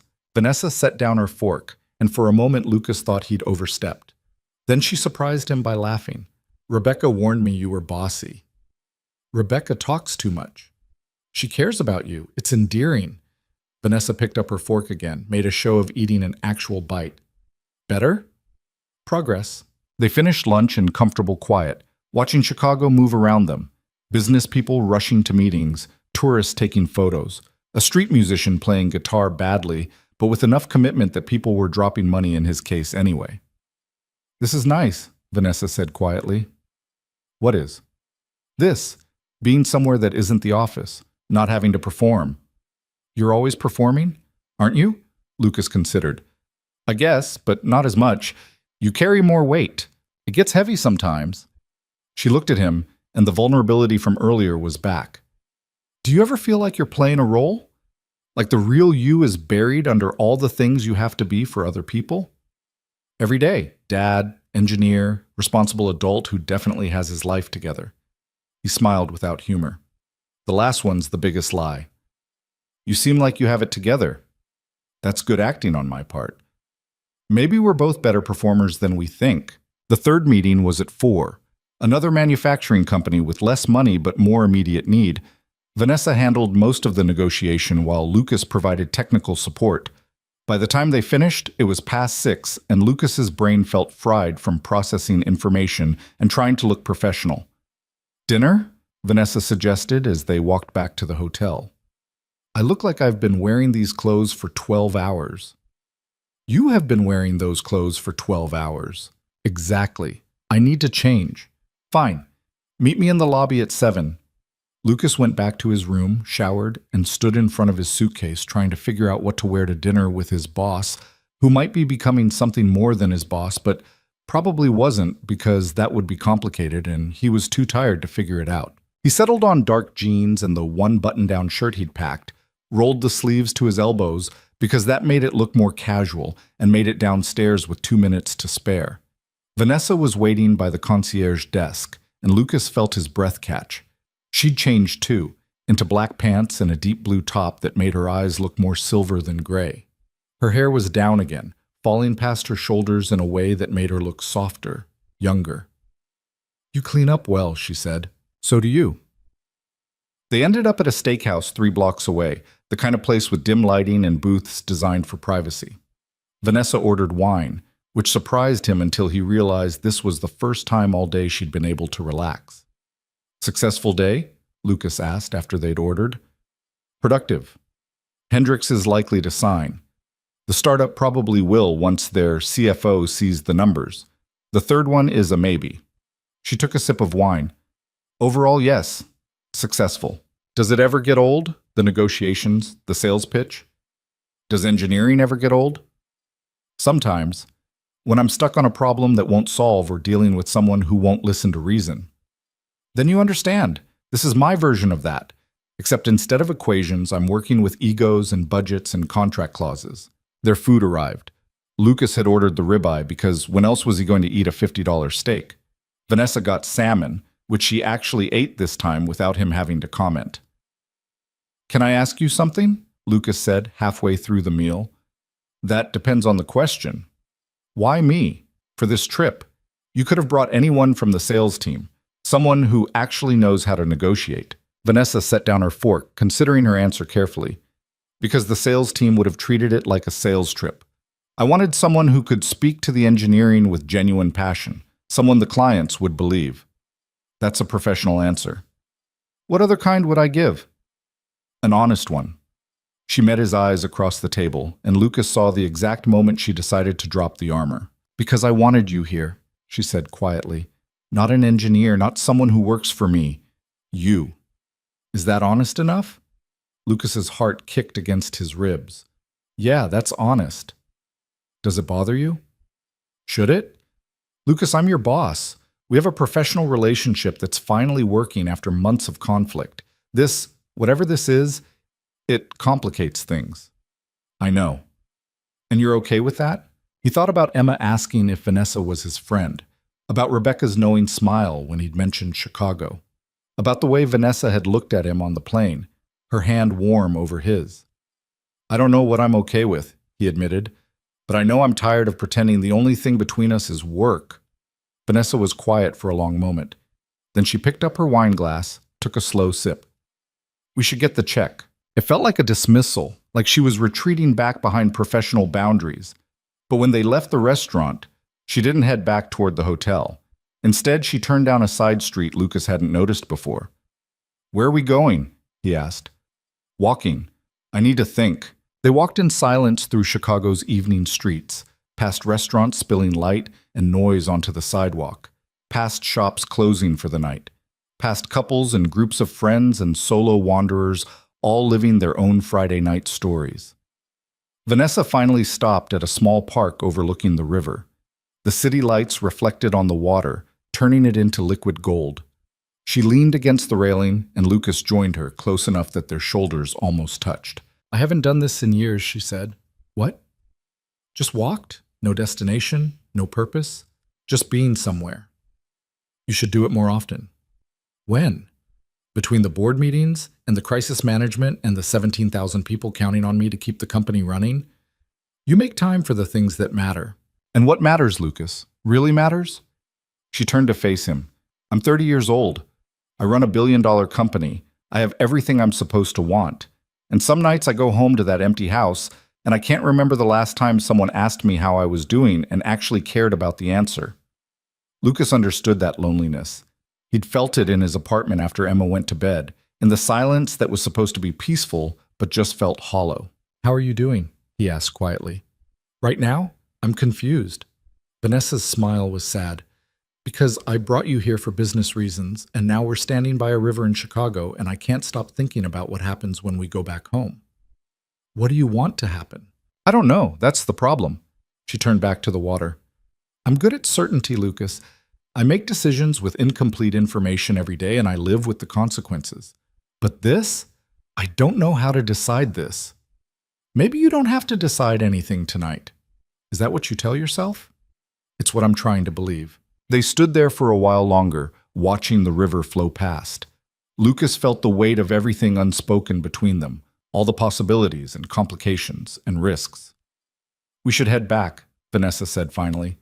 Early start tomorrow. The walk back to the hotel was quieter, both of them lost in their own thoughts. They rode the elevator to the 23rd floor in silence. Vanessa's suite was first. She paused at her door, keycard in hand. Thank you. For today. For being honest. Anytime. Lucas? Yeah? I'm glad you came. She disappeared into her room before he could respond, and Lucas continued to his own suite, feeling like something important had just happened, but he couldn't quite name what. He called Emma before bed. She answered on video, her face too close to the screen. Dad, Aunt Beck let me stay up late. Did she now? We're watching a movie about penguins. They're waddling. Rebecca's voice came from off-screen. We're learning about emperor penguins. It's educational. At 9 at night? Judge me all you want. At least I'm fun. Emma giggled, and the sound made Lucas's chest ache with missing her. I'll be home tomorrow afternoon, he said. Be good for your aunt. I'm always good. That's not what I heard. Aunt Beck lies. I heard that, Rebecca called. They said goodnight, and Lucas lay in the two big hotel beds staring at the ceiling. His phone buzzed with a text. Vanessa. Are you awake? Lucas. Yeah. Vanessa. Can't sleep either? Lucas. Too much on my mind. 3 dots appeared, disappeared, appeared again. Vanessa. Same. Want to talk? Lucas stared at the message. The connecting door between their suites was right there, unlocked on his side. All he had to do was knock. Lucas. About what? Vanessa. Anything, everything. I don't know. I just don't want to be alone with my thoughts right now. He got up, walked to the connecting door, knocked softly. It opened almost immediately. Vanessa stood there in pajama pants and an oversized t-shirt, her hair pulled back, looking more human than he'd ever seen her. Hi, she said. Hi. This is probably a bad idea. Probably. But neither of them moved to close the door. Vanessa stepped back, letting him into her suite. It was identical to his, but somehow felt different, maybe because her laptop was still open on the desk. Work never quite finished, even at 10 at night. They sat on opposite ends of the couch, maintaining careful distance. I keep thinking about what you said, Vanessa began, about being tired of pretending. I meant it. I know. That's what scares me. She pulled her knees up, wrapped her arms around them in a gesture that made her look vulnerable. I've spent 5 years building walls between my personal life and professional life. 5 years making sure no one at the company sees me as anything but the CEO. And then you show up with your terrible pressure calculations and your stubborn refusal to back down, and somehow you got past all of that.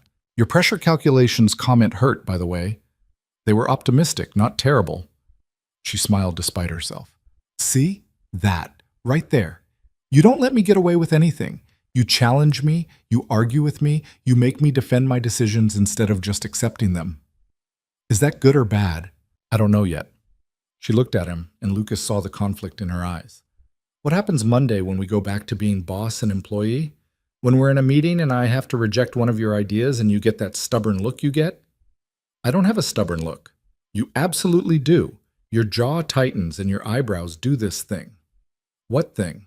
This thing, she demonstrated, scrunching her face in an exaggerated expression that looked nothing like him but made him laugh anyway. I don't do that. Emma gets it honest from someone. The mention of his daughter shifted something, made this real in a way it hadn't been before. If this gets complicated, Lucas said carefully, it affects more than just us. Emma's already asking about you. She liked you on the phone. I liked her too. She sounds fearless. She is, which is both amazing and terrifying as a parent. You're good with her, the way you talk about her, the way your whole face changes when she's mentioned. Vanessa's expression softened. That's rare, Lucas. A lot of people have kids. Not everyone parents them the way you do. I just show up. That's all parenting is. It's more than that, and you know it. She was quiet for a moment. My father showed up. He was physically present, but emotionally, he was always somewhere else. Always focused on the company, on the next deal, on maintaining the legacy. Is that why you took over? To prove something to him? Maybe. Or maybe to prove something to myself. She looked down at her hands. He had the stroke 3 years ago. He's alive, but he's not the same. Can't run the company anymore, can barely have a conversation. And I keep thinking about all the things I wanted to say to him, all the questions I wanted to ask. And now I can't. Lucas moved without thinking, closing the distance between them on the couch. Not touching, but close enough that she'd know she wasn't alone. What would you ask him? He said quietly. If he was proud of me, if I lived up to whatever expectations he had. Her voice cracked slightly. If he ever saw me as his daughter instead of his successor. Vanessa, I'm sorry, I don't know why I'm telling you this. She wiped at her eyes, frustrated by the emotion showing through. I don't do this. I don't fall apart. You're not falling apart. You're being human. Same thing sometimes. He reached out slowly, giving her time to pull away, and took her hand. Her fingers were cold. For what it's worth, he said, I think anyone who knows you would be proud. You carry the weight of 17,000 jobs. You make impossible decisions every day. You fight for people you've never met. That matters. Does it? Because some days it feels like I'm just trying to keep my head above water and pretending I know which way is up. Welcome to being an adult. We're all faking it. She laughed wetly, and Lucas realized she was crying. Not dramatically, just quiet tears that she tried to hide by looking away. Hey, he said gently, it's okay. It's not. I'm your boss. You shouldn't see me like this. I'm not seeing my boss right now. I'm seeing Vanessa, and she's allowed to have feelings. She turned to look at him, and the vulnerability in her eyes made Lucas's chest tight. Without thinking, he reached up and brushed away a tear with his thumb. The touch was light, brief, but it shifted everything. Vanessa's breath caught. Lucas's hand stilled against her cheek. They were close enough now that he could count the flecks of blue in her gray eyes, close enough to see the exact moment she stopped thinking and started feeling. Lucas, she whispered. Yeah? This is complicated. I know. We shouldn't. Probably not. But neither of them moved away. The kiss happened slowly, like they were both waiting for the other to come to their senses and pull back. Lucas leaned in first, his hand still against her cheek. Vanessa met him halfway, her fingers curling into his shirt. It was tentative at first, testing, learning. Then Vanessa made a small sound in the back of her throat, and everything changed. Lucas pulled her closer, his other hand finding her waist. She shifted, her hands moving to his shoulders, his neck, his hair. When they finally broke apart, they were both breathing hard. That was a mistake, Vanessa said, but she didn't let go of him. Yeah. We should stop. We should. She kissed him again, and Lucas stopped trying to think logically about consequences and complications.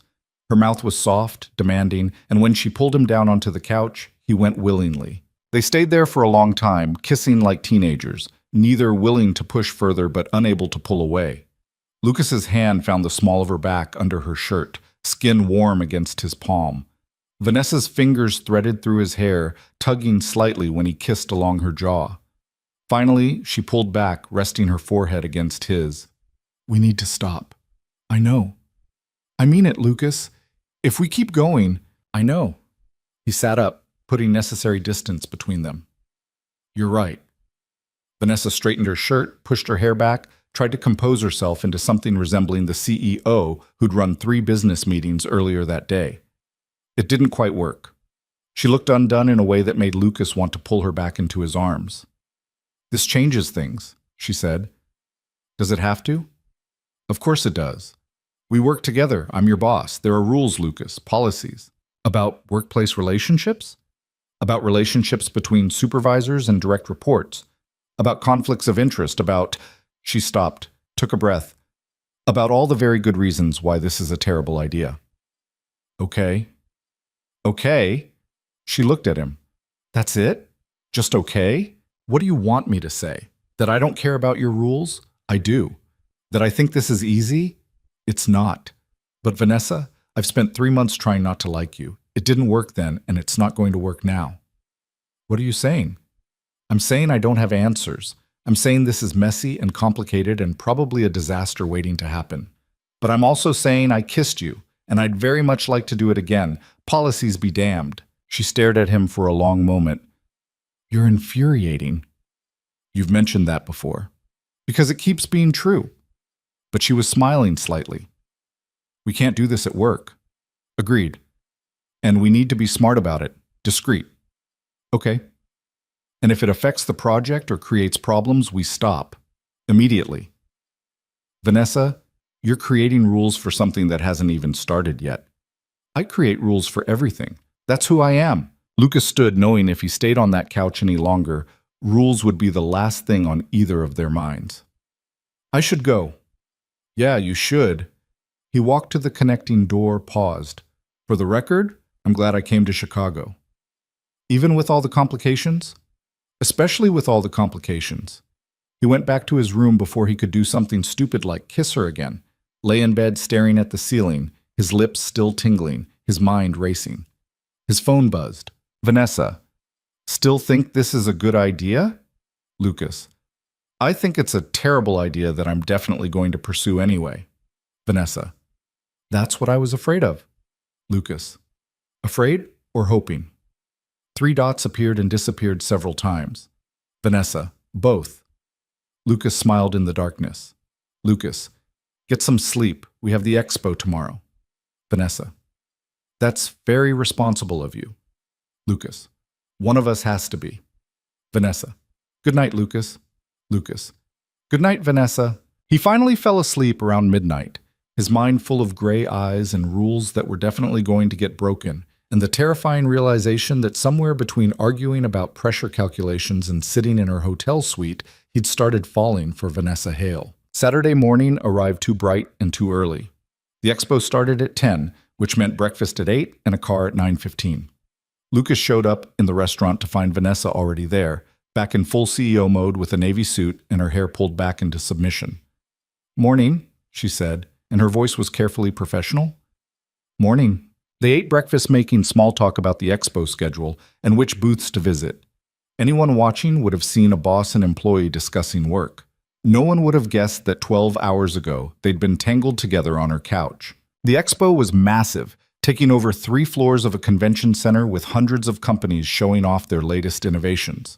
Vanessa led him through the crowds with practiced ease, stopping at specific booths, making small talk with competitors, always watching, always learning. This is reconnaissance, she explained during a quiet moment. I see what others are offering, where the market is heading, what gaps we can fill. Do you ever just enjoy these things? No.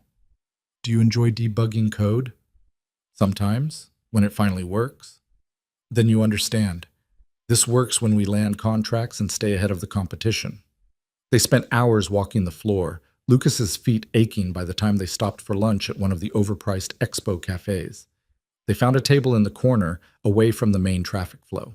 Question, Lucas said, unwrapping a sandwich that looked like it had been assembled by someone who'd seen food once in a photograph. Last night. Was that a one-time thing, or... Vanessa took a long sip of her water. I don't know. Was it? You're answering my question with a question. You asked an ambiguous question. How is Was that a one-time thing ambiguous? Because I don't know what answer you want. Lucas set down his terrible sandwich. I want the honest answer, not the professional one, not the safe one. What do you actually want? Vanessa met his eyes, and for a moment the expo noise faded away. I want to stop thinking about kissing you when I should be focused on work. I want to stop checking my phone to see if you've texted. I want to stop feeling like a teenager with a crush when I'm a 30-year-old CEO who should know better. That's not really an answer. No, it's not.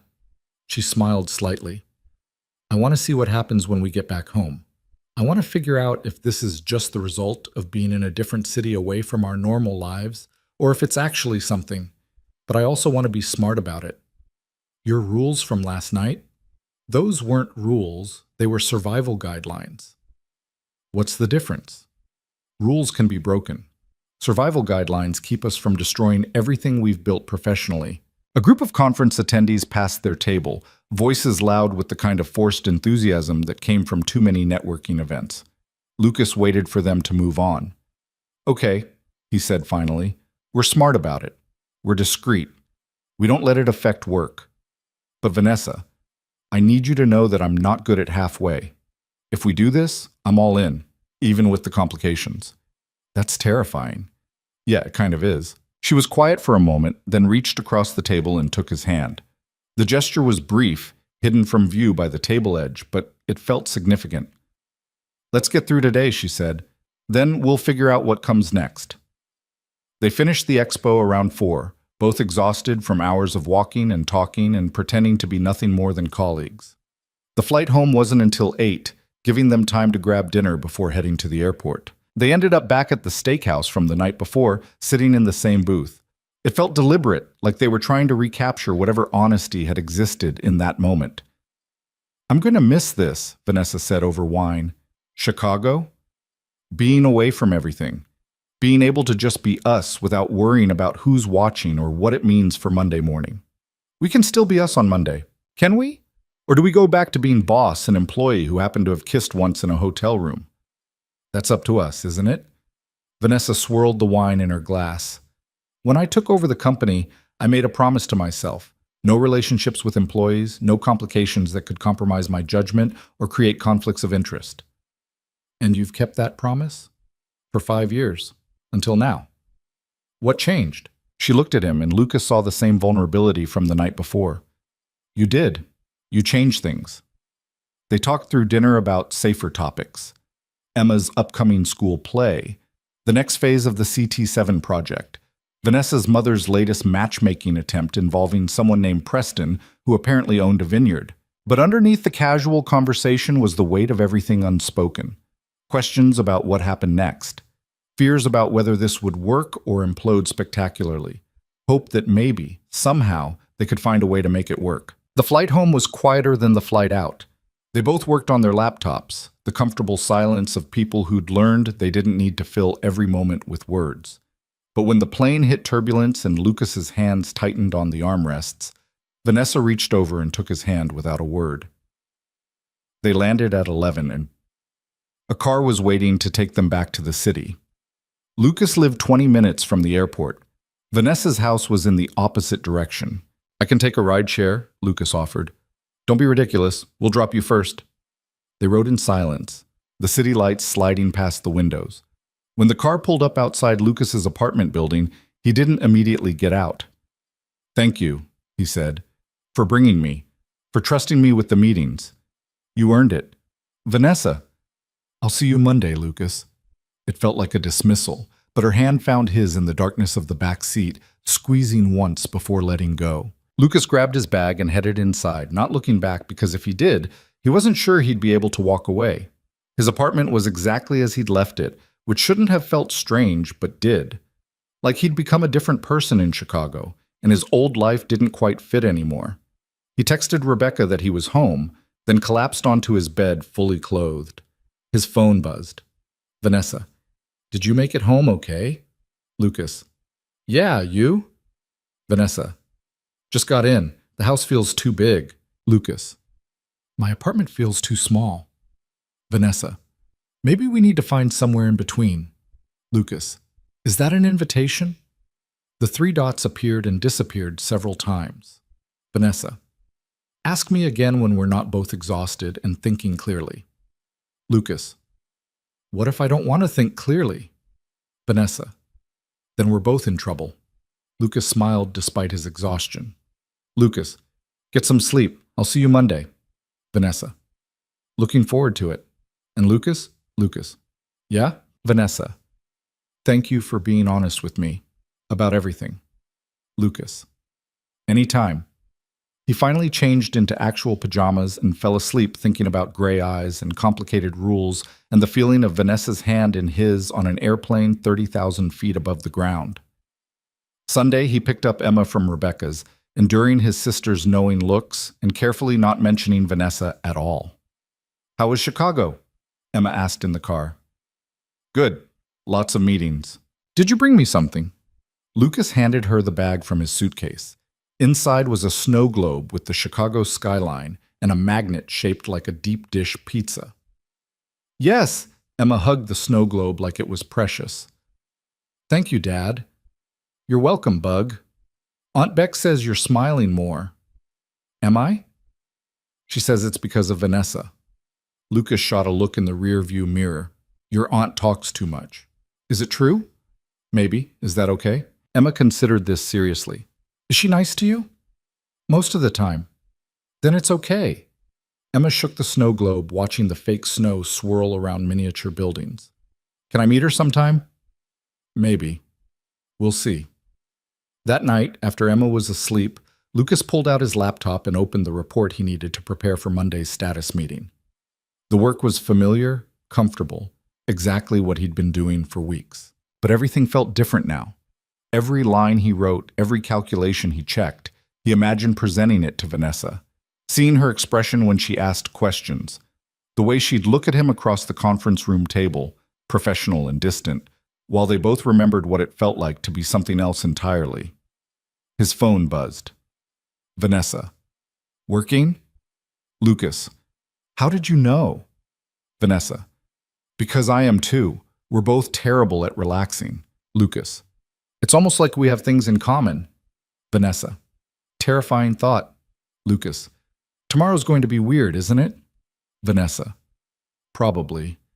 But we'll figure it out. Lucas. Your confidence is reassuring. Vanessa. One of us has to be confident. Might as well be me. He could picture her as she typed, probably sitting at that expensive desk in her too big house, working late because that's what she always did. Lucas. For what it's worth, I'm glad we went to Chicago. Vanessa. Even with all the complications? Lucas. Especially with all the complications.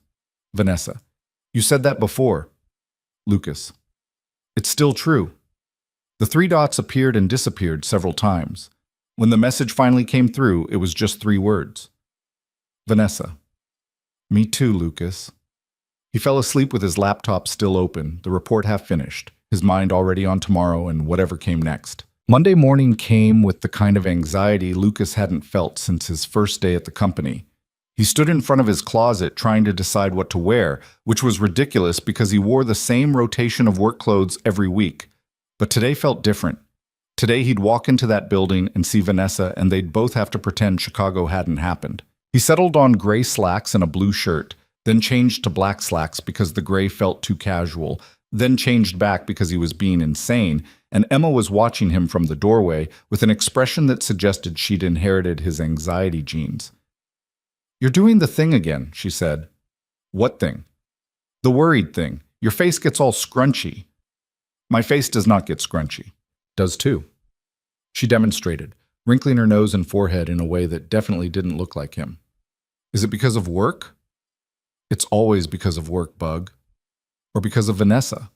Lucas looked at his 6-year-old daughter and wondered when she'd become a mind reader. Why would it be because of Vanessa? Because you keep checking your phone and you smiled when you said her name yesterday. I did not. Did too. Aunt Beck noticed it too. She says you're... Emma paused, clearly trying to remember the exact phrase. She says you're emotionally compromised. Your aunt needs to stop watching legal dramas. Is that a bad thing, being emotionally compromised? Lucas crouched down to Emma's level. It's complicated, but no, it's not bad. It's just new. Do you like her?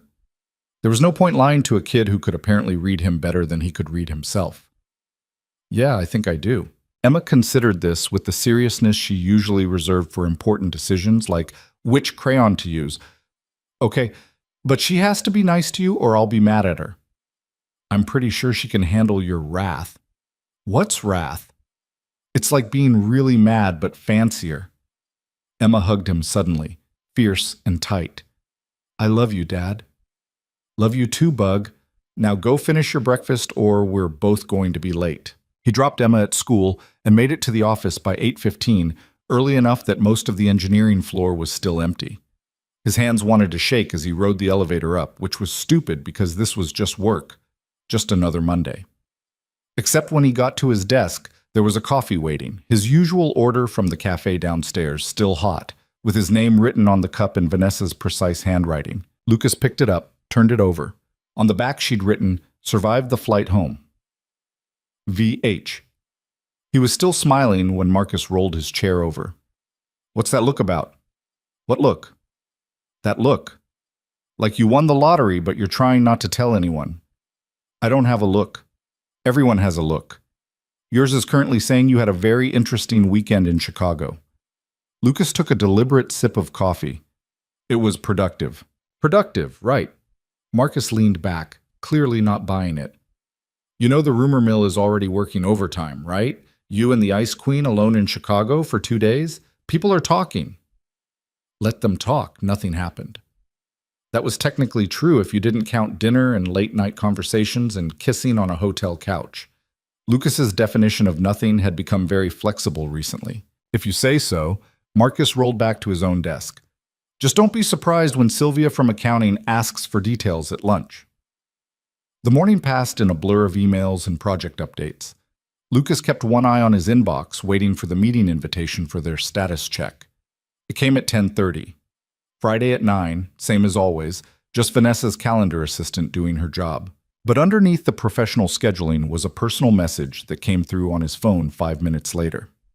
Vanessa, thank you for the weekend. We should talk. My office at lunch? Lucas stared at the message, trying to decode it. Was this a good talk or a bad talk? A we should do this again talk or a this was a mistake talk? Lucas, sure, noon work? Vanessa, perfect. I'll have my assistant order in. Any preferences? Lucas, surprise me. Vanessa, dangerous words, Lucas. He spent the next 90 minutes pretending to work while actually watching the clock.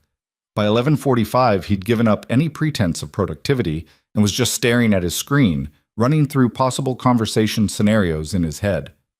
At 11:58, he headed for the executive floor. Vanessa's assistant waved him through without comment, which either meant this was routine or she'd been instructed not to make a big deal about it. Vanessa's door was open. She sat behind her desk, jacket off, sleeves rolled up, looking like she'd been there for hours. Close the door, she said without looking up. Lucas did, his heart rate picking up. The last time she'd told him to close the door, she'd approved his design. This felt different. Vanessa finished whatever she was typing, then finally looked at him.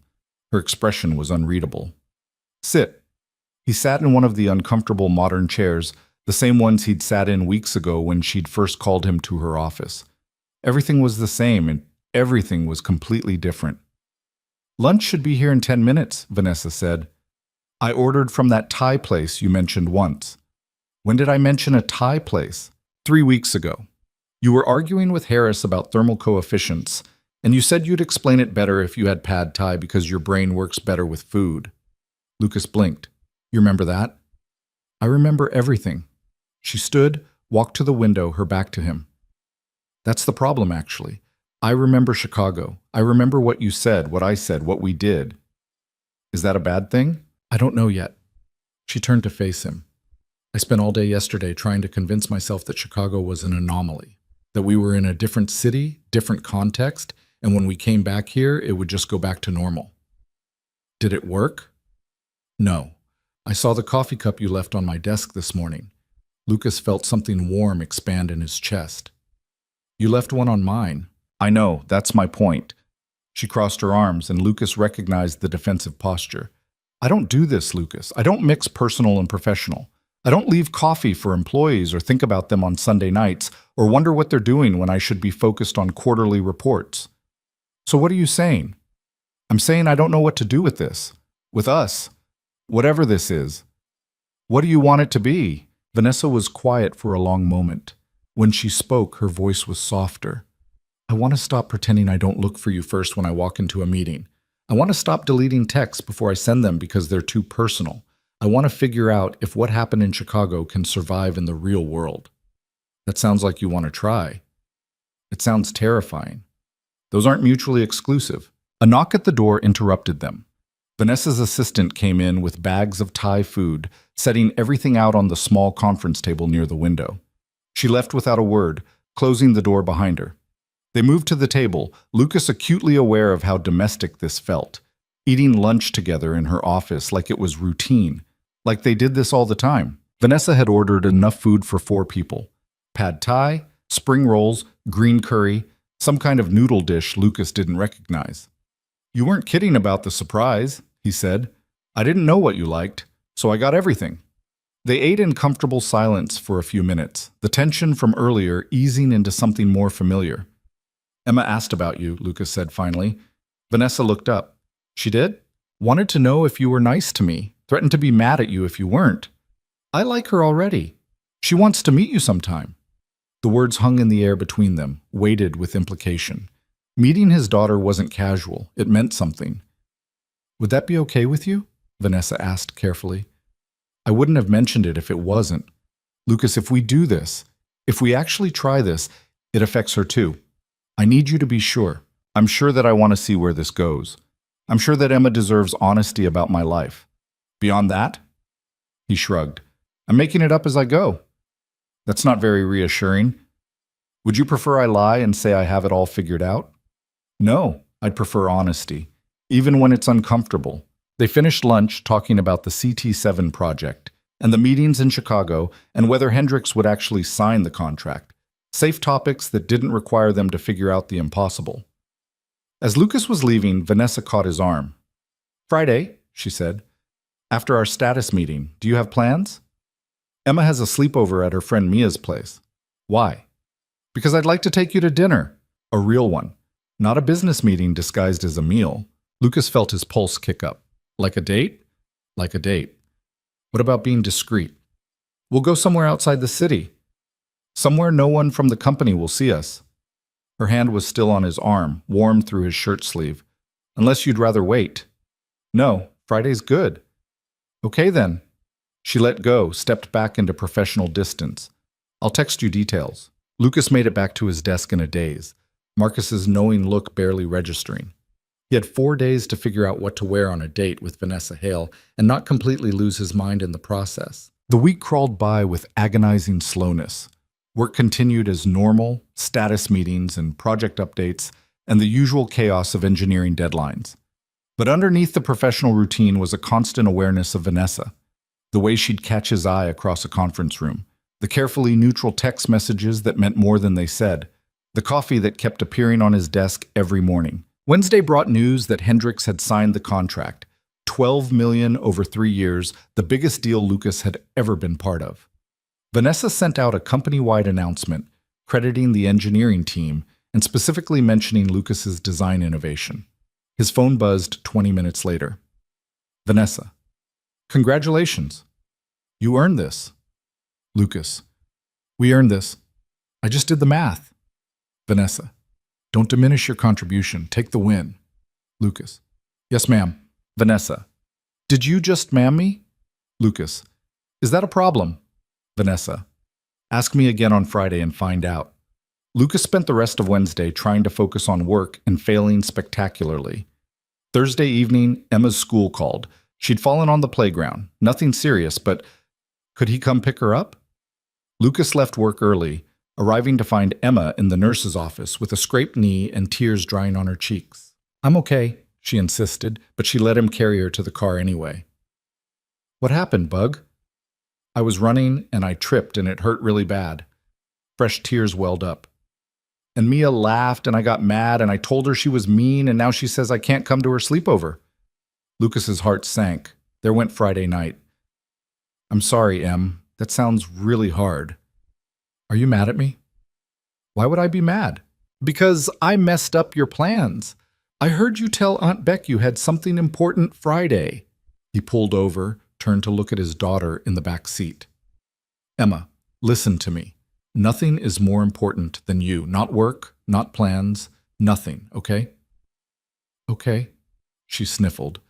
But you were excited about Friday. I could tell. I was. But there will be other Fridays. They stopped for ice cream on the way home because scraped knees deserved ice cream. Emma got chocolate with sprinkles and proceeded to get it all over her face, which made Lucas laugh despite the disappointment of canceled plans. Later, after Emma was in bed, Lucas texted Vanessa. Lucas. So, about Friday. Vanessa. Let me guess. Emma's sleepover fell through? Lucas. Playground incident. She's fine, but the friend is mad and now I don't have childcare. Vanessa. Bring her. Lucas stared at his phone. Lucas. What? Vanessa. Bring Emma. We can go somewhere kid-friendly instead. She wanted to meet me anyway. Lucas. That's not what you signed up for. Vanessa. Lucas, I'm trying to date a single father. His daughter is part of the package. If I can't handle one dinner with a 6-year-old, what's the point? Lucas. You sure? Vanessa. Positive. How does she feel about pizza? Lucas. She's 6. Pizza is basically a food group. Vanessa. Perfect. I know a place. Pick you both up at 6? Lucas sat there on his couch, staring at his phone, feeling something shift in his chest. This was real. Vanessa wasn't just interested in him. She was willing to meet Emma, to adjust plans, to jump into the messy reality of dating someone with a kid. Lucas. 6 works. Fair warning, though, she's going to ask you 1,000 questions. Vanessa. I'm looking forward to it. Friday arrived with Lucas more nervous than he'd been for the Chicago trip. He changed clothes 3 times before Emma noticed and asked if he was okay. I'm fine. Just want to make a good impression. On Vanessa? Yeah. Dad, she already likes you. You don't have to be nervous. How do you know she already likes me? Because she asked you to dinner. Duh. Emma rolled her eyes in a way that made her look 12 instead of 6. What should I wear? They settled on Emma's favorite purple dress and Lucas's third outfit choice, arriving at the lobby of their building at 5:58. Vanessa pulled up in a different car than the one from Chicago, something smaller and less intimidating. She got out when she saw them, and Lucas felt his breath catch.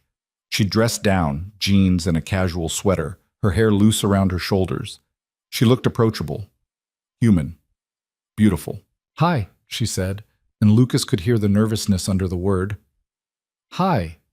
Emma tugged on his hand. Dad, introduce me. Right. Vanessa, this is Emma. Emma, this is Vanessa. Emma stepped forward with the confidence of someone who'd never met a stranger. Dad says you're really smart and also that you're scary at work, but nice other times. Emma! Lucas felt his face heat, but Vanessa laughed, crouching down to Emma's level. Your dad's right on both counts. It's nice to finally meet you. I've heard a lot about you. Like what? Like you're going to be an astronaut and you make really good cookies and you're scared of nothing. Emma beamed. I'm scared of some things, just not very many things. That's very brave. I know. Emma looked Vanessa over with serious consideration. You're prettier than I thought you'd be. Dad didn't mention that part. If the sidewalk had opened up and swallowed Lucas whole, it would have been a mercy. Emma, we talked about this. You can't just say everything you think. Why not? It's true. Vanessa was trying not to laugh. Thank you, Emma. That's very sweet. They got in the car, Emma claiming the front seat with the logic that she'd never ridden in a car this nice and needed to experience it properly. Lucas sat in the back feeling like a chauffeur, but he couldn't stop smiling. The pizza place was 40 minutes outside the city, tucked into a small town that felt like it existed in a different decade.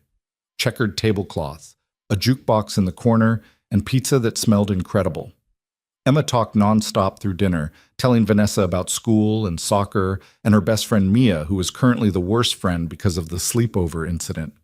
Vanessa listened with genuine interest, asking questions, laughing at Emma's dramatic retellings. So then I told her that if she was going to be mean, I didn't want to come to her sleepover anyway, Emma said, gesticulating with a piece of pizza. But I did want to come. I just said I didn't because I was mad. That's hard, Vanessa said, being mad at someone you really like. Yeah, Dad says I should apologize, but I don't want to because she laughed first. Your dad's probably right, though. He usually is. It's annoying. Lucas raised his eyebrows. I'm sitting right here. I know. I want you to hear that you're annoying. Vanessa was definitely laughing now. I like her. She's a menace. I'm not a menace. I'm precocious. Mrs. Henderson says so. Who's Mrs. Henderson? Vanessa asked. My teacher. She uses big words. Precocious means I'm smart, but also kind of difficult. Sounds accurate, Lucas muttered. They finished dinner and Emma convinced Vanessa to play the jukebox, feeding quarters into it and picking songs with the kind of random selection that only a 6-year-old could justify. Somehow they ended up with a playlist that went from Johnny Cash to Taylor Swift to something that sounded like polka music. On the drive back, Emma fell asleep in the front seat, her head tilted against the window. Vanessa glanced at her, then back at the road, a small smile on her face. She's wonderful, she said quietly. She's exhausting. That too, but wonderful. She likes you. That's rare. Emma doesn't trust easily. Wonder where she gets that from. Lucas watched the streetlights slide past outside his window. Thank you for this, for adjusting plans, for being patient with her endless questions, for not running when she told you my eyebrows do a thing. Do they do a thing? Apparently everyone thinks so. Vanessa's smile widened. For the record, I like your eyebrows. That's a weird thing to say. You brought it up. They pulled up outside Lucas's building just after 9. Emma woke up when the car stopped, blinking sleepily. Are we home? Yeah, Bug, we're home. Okay. Bye, Vanessa. Thank you for dinner. She turned to Lucas. Dad, can Vanessa come up? I want to show her my room. Lucas met Vanessa's eyes in the rearview mirror. You don't have to. I'd love to see your room, Vanessa said. So they all went up, Emma suddenly wide awake and giving Vanessa a full tour of their small apartment. The kitchen where they made terrible cookies. The living room with Emma's art projects covering one entire wall. Emma's bedroom with its chaos of stuffed animals and books, and the glow-in-the-dark stars stuck to the ceiling. Dad put those up, Emma said, pointing at the stars. He said they're the real constellations, but I think he just stuck them randomly. They are real constellations, Lucas protested. Then where's the Big Dipper? It's right there. That looks like a triangle. It's a perspective issue. Vanessa was definitely laughing. I think they're perfect. Emma showed her the snow globe from Chicago, pride evident on her face. Dad brought me this. And a magnet. They're my treasures. Those are good treasures. Do you have treasures? Vanessa considered this seriously. I used to. When I was your age, I collected rocks. Every time I went somewhere new, I'd find a rock and bring it home. Do you still have them? Some of them, in a box in my attic. You should bring them out. Treasures shouldn't be in boxes. You're probably right. Lucas got Emma ready for bed. The usual routine of teeth brushing and pajamas and one story that somehow turned into 3. When he came back to the living room, Vanessa was looking at the photos on his bookshelf. Emma as a baby. Emma's first day of school. Lucas and Emma at the beach last summer, both of them sunburned and grinning. You're a good father, Vanessa said without turning around. I try.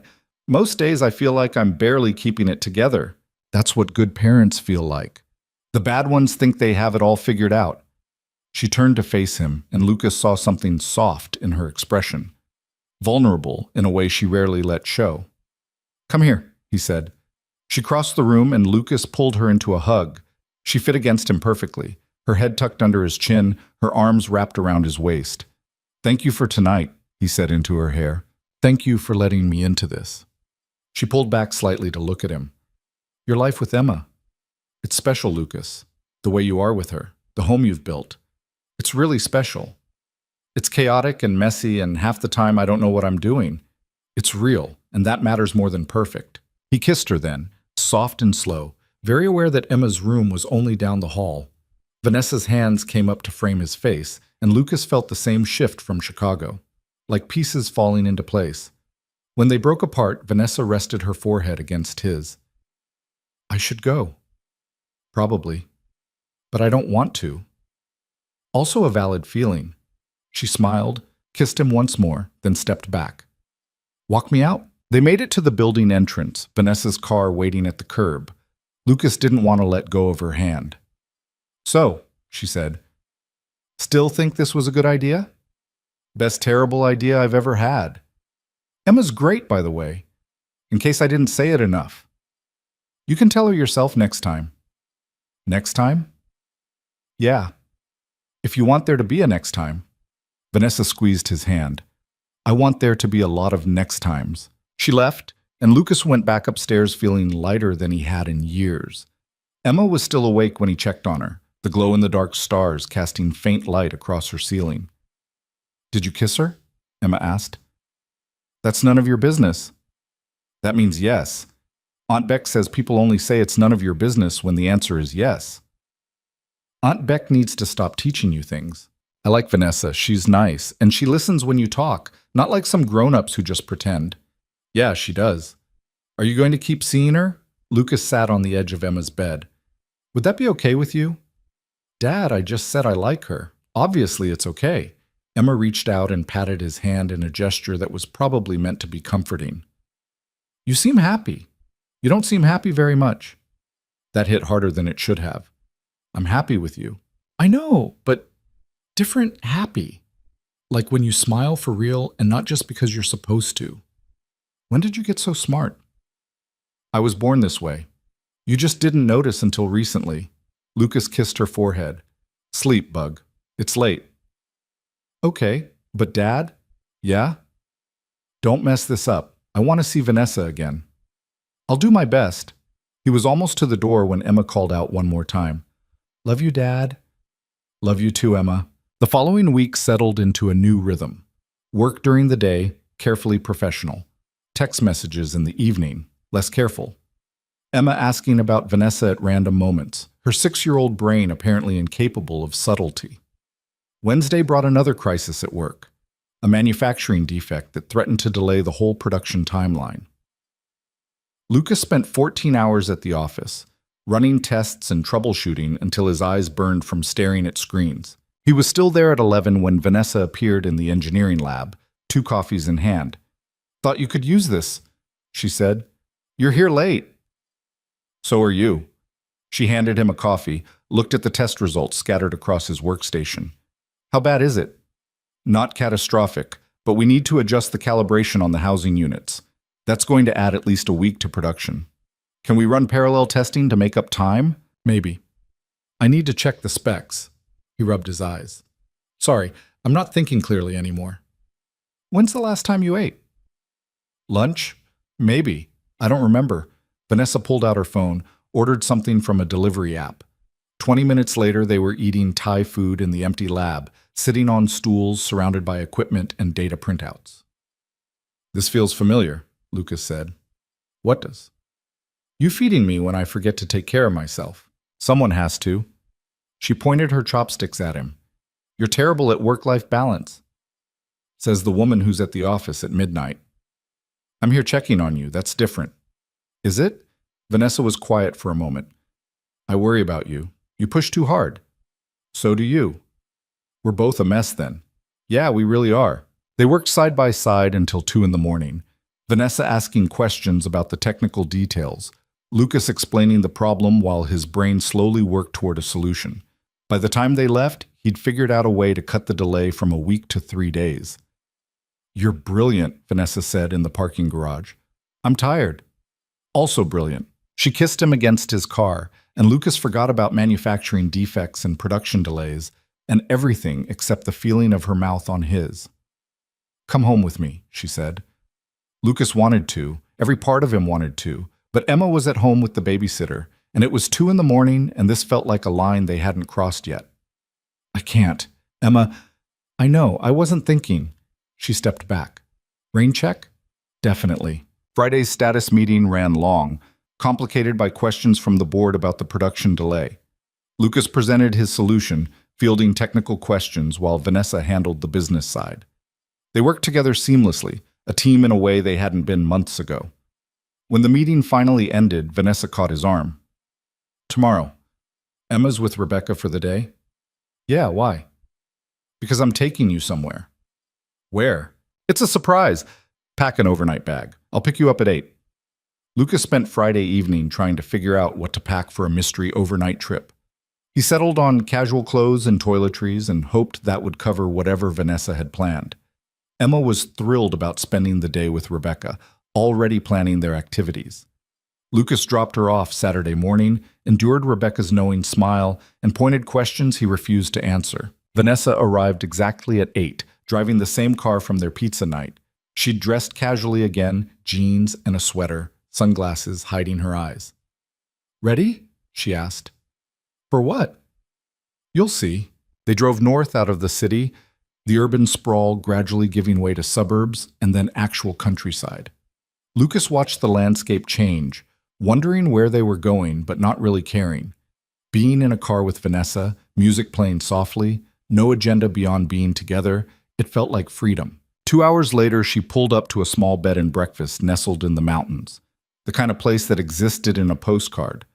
All rustic charm and fall colors and views that made you forget the rest of the world existed. What is this? Lucas asked. A weekend away. No work, no interruptions, no having to pretend we're just colleagues. She turned to look at him. Is this okay? I should have asked first instead of just assuming. Lucas cut her off with a kiss. It's perfect. They checked in, the owner clearly assuming they were a couple and neither of them correcting her. Their room was on the second floor, windows overlooking a valley painted in autumn colors. A massive bed dominated the space, which made Lucas acutely aware that they'd be sharing it. I can sleep on the couch if you want, Vanessa said, reading his expression. Don't be ridiculous. I just don't want you to feel pressured. Vanessa. He took her hand. I'm here because I want to be. With you. In whatever way that looks like, okay? She nodded, some of the tension leaving her shoulders. They spent the day hiking trails that wound through the mountains, Vanessa admitting she hadn't done this in years. They stopped for lunch at a small cafe that served sandwiches and local beer, wandered through a farmer's market where Vanessa bought apple cider, and Lucas got Emma a jar of local honey because she'd been wanting to try making honey bread. It was easy, comfortable, like they'd been doing this for years instead of weeks. That evening, they ate dinner at the bed and breakfast, sitting by a fireplace while rain started pattering against the windows. Other guests came and went, but Lucas barely noticed them. His entire focus was on Vanessa, the way candlelight made her eyes look silver, the way she laughed at his terrible jokes. I could get used to this, he said. To what? This. You.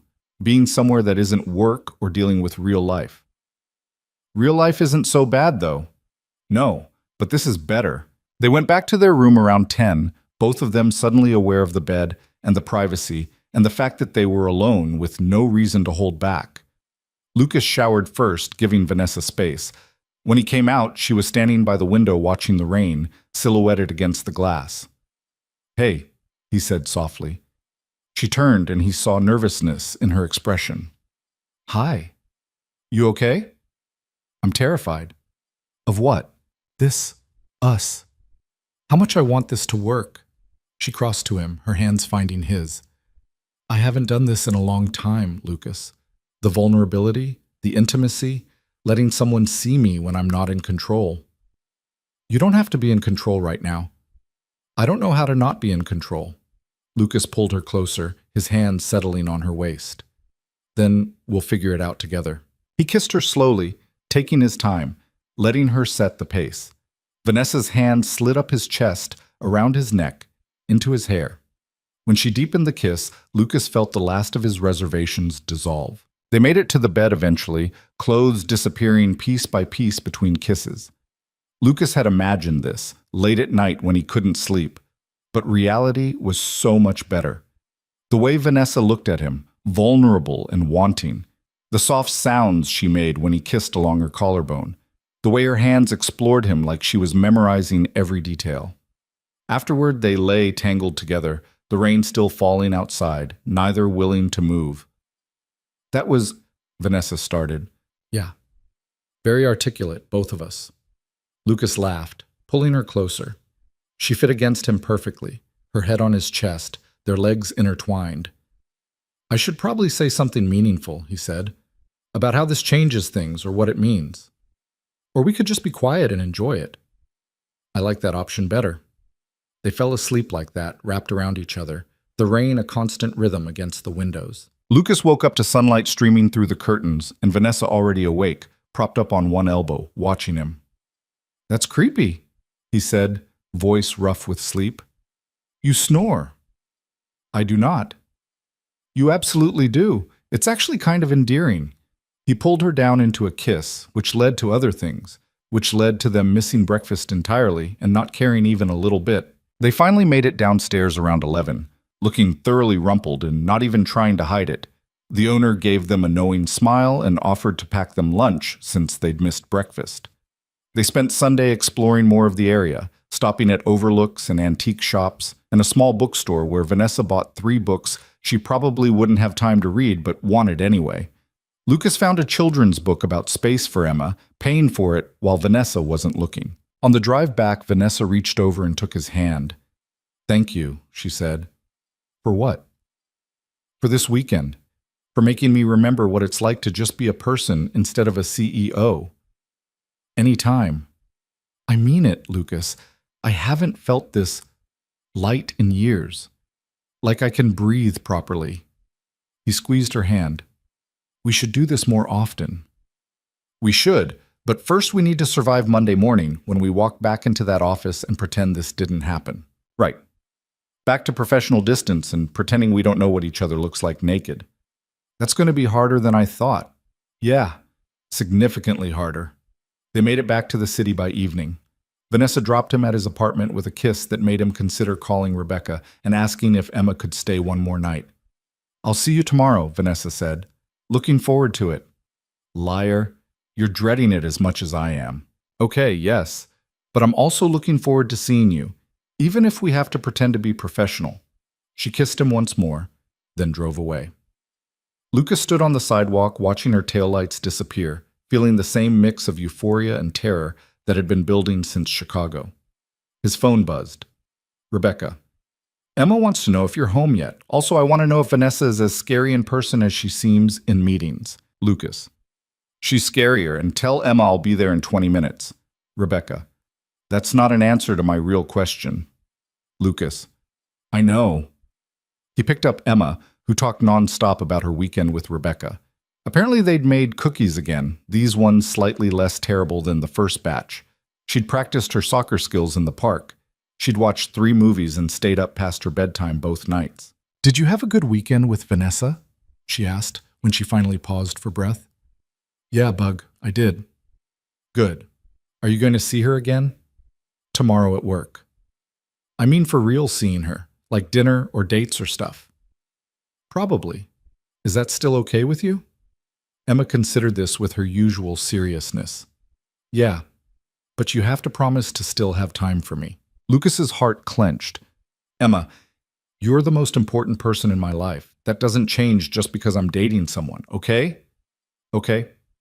Can we get ice cream? It's Sunday night. You have school tomorrow.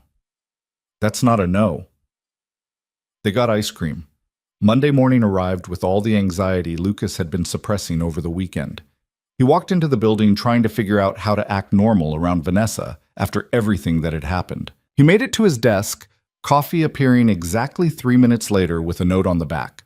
Stop overthinking. We've got this. V8. The status meeting at 9 was attended by half the engineering team. Lucas presented the latest test results, very aware of Vanessa sitting at the head of the table in full CEO mode. She asked pointed questions about the timeline and budget implications, and Lucas answered professionally while remembering the way she'd looked Saturday night with her hair down and her defenses gone. The meeting wrapped up, people filtering out in groups. Lucas was gathering his materials when Vanessa's voice stopped him. Lucas, stay behind a moment. Everyone else left. The door closed. They were alone. So, Vanessa said. So. That was excruciating. Completely. She stood, walked around the table until she was standing in front of him, close enough that Lucas could smell her perfume. We need ground rules, she said. You love your rules. Someone has to maintain order. But she was smiling. At work, we're professional. No touching, no lingering looks, no inside jokes that make people suspicious. Agreed. Outside of work, we're figuring this out as we go. Also agreed. And Lucas? Yeah? Last weekend was incredible. I want to do it again. Me too. She kissed him quickly, then stepped back before anyone could walk in. Now get back to work. Some of us have companies to run. Yes, ma'am. Stop calling me ma'am. Make me. She pointed at the door. Out. Before I forget my own rules. Lucas left smiling, and if anyone noticed he was in an unusually good mood, they didn't comment. The next few weeks settled into a pattern that felt sustainable. Work was work, demanding and stressful, but manageable. Vanessa was Vanessa, brilliant and difficult, and pushing everyone to be better. And then, outside those office walls, they were just Lucas and Vanessa, figuring out how to build something real. They had dinner twice a week, sometimes with Emma, and sometimes alone. Vanessa came to one of Emma's soccer games, cheering from the sidelines despite having no idea what was happening. Lucas met Vanessa's mother for a tense brunch that ended better than expected when Patricia Hale admitted she liked him more than Bradley. It wasn't perfect. They argued about work, about boundaries, about whether Lucas was pushing himself too hard on the project or Vanessa was being too cautious with approvals. But they also learned to fight fair, to separate professional disagreements from personal feelings, to say sorry when they screwed up. 3 months after Chicago, Lucas woke up in Vanessa's bed on a Saturday morning, Emma at yet another sleepover. Vanessa was already awake, working on her laptop, despite his repeated insistence that weekends were for not working. You're doing the thing again, he said. What thing? The work thing, on a Saturday, in bed. I have a board meeting Monday. I need to prepare. Lucas closed the laptop, set it aside. The board can wait. Lucas, he kissed her, slow and thorough, until she stopped trying to argue. Better? He asked when they broke apart. You're very distracting. That's my job as your boyfriend, to distract you from being a workaholic. Vanessa went still. Is that what you are? My boyfriend? Lucas realized what he'd said, felt panic flutter in his chest. They hadn't defined this, hadn't put labels on it, had been carefully avoiding any conversation that felt too serious. I don't know, he admitted. Do you want me to be? She was quiet for a long moment, and Lucas thought he'd ruined everything. Then she smiled, soft and genuine. Yeah, she said. I think I do. Relief flooded through him. Good, because I already told Emma you were my girlfriend, and she's been waiting for me to make it official so she can tell her friends. You told Emma before you told me? She asked. I panicked. It seemed easier than explaining situationships to a 6-year-old. Vanessa laughed, pulling him down into another kiss. I love that kid.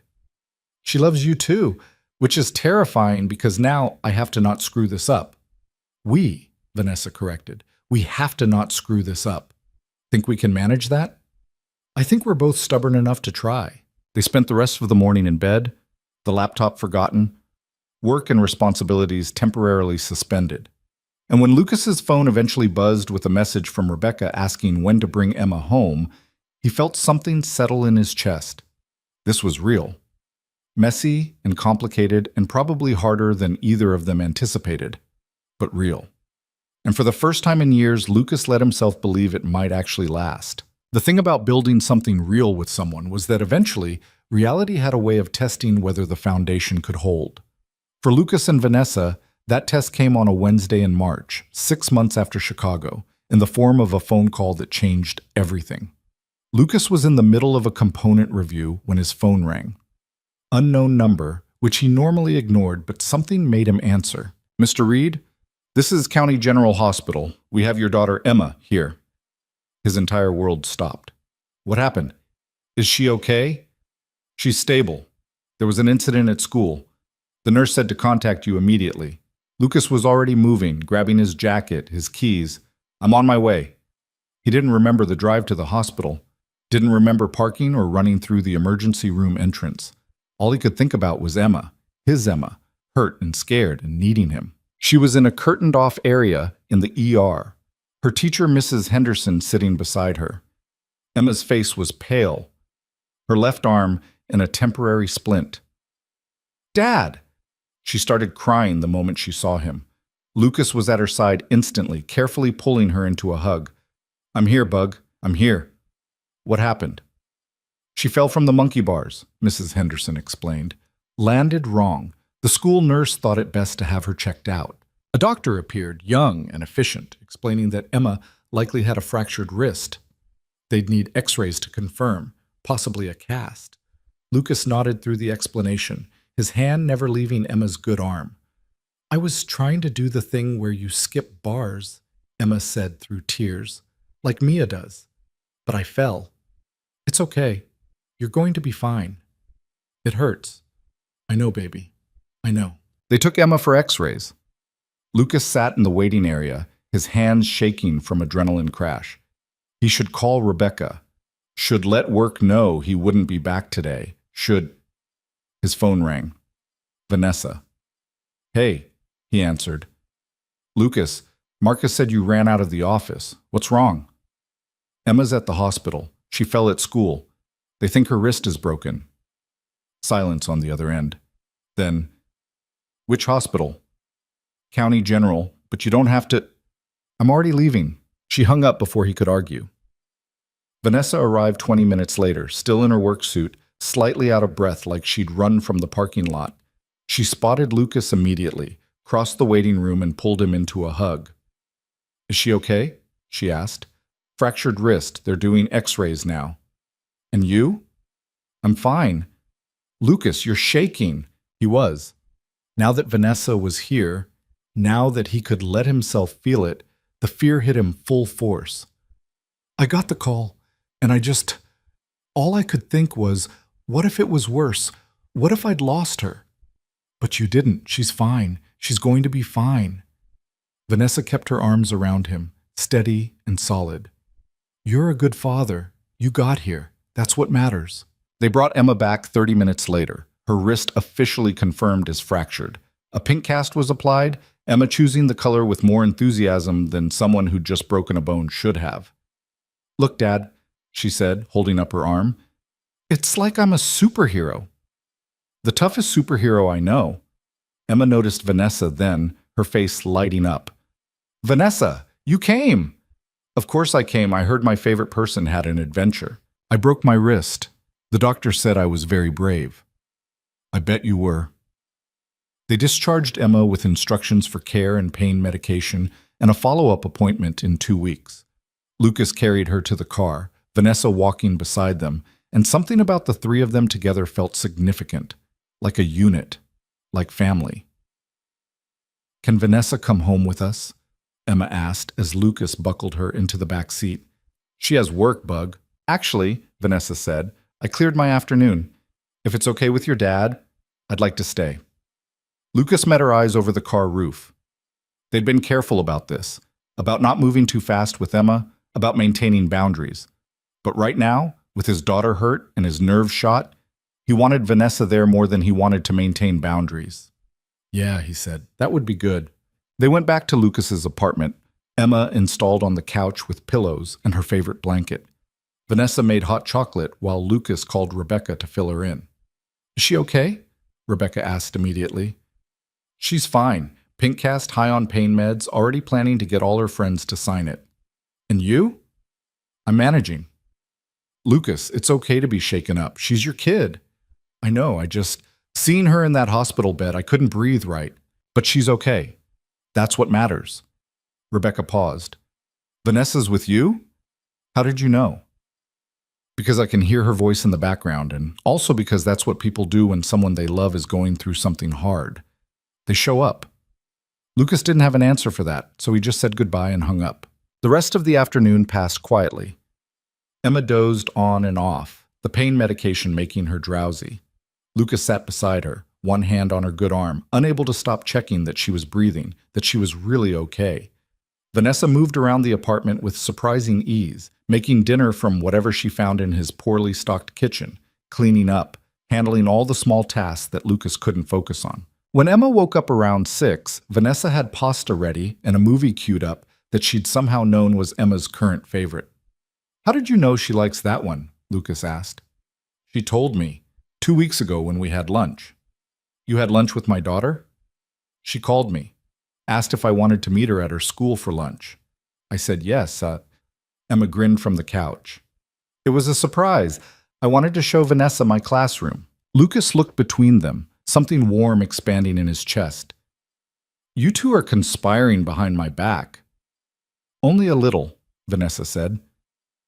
They ate dinner on the couch, Emma narrating the entire movie despite having seen it a dozen times. When she finally fell asleep around 8, Lucas carried her to bed, tucking her in with the same care he'd used when she was a baby. She's going to be okay, Vanessa said from the doorway.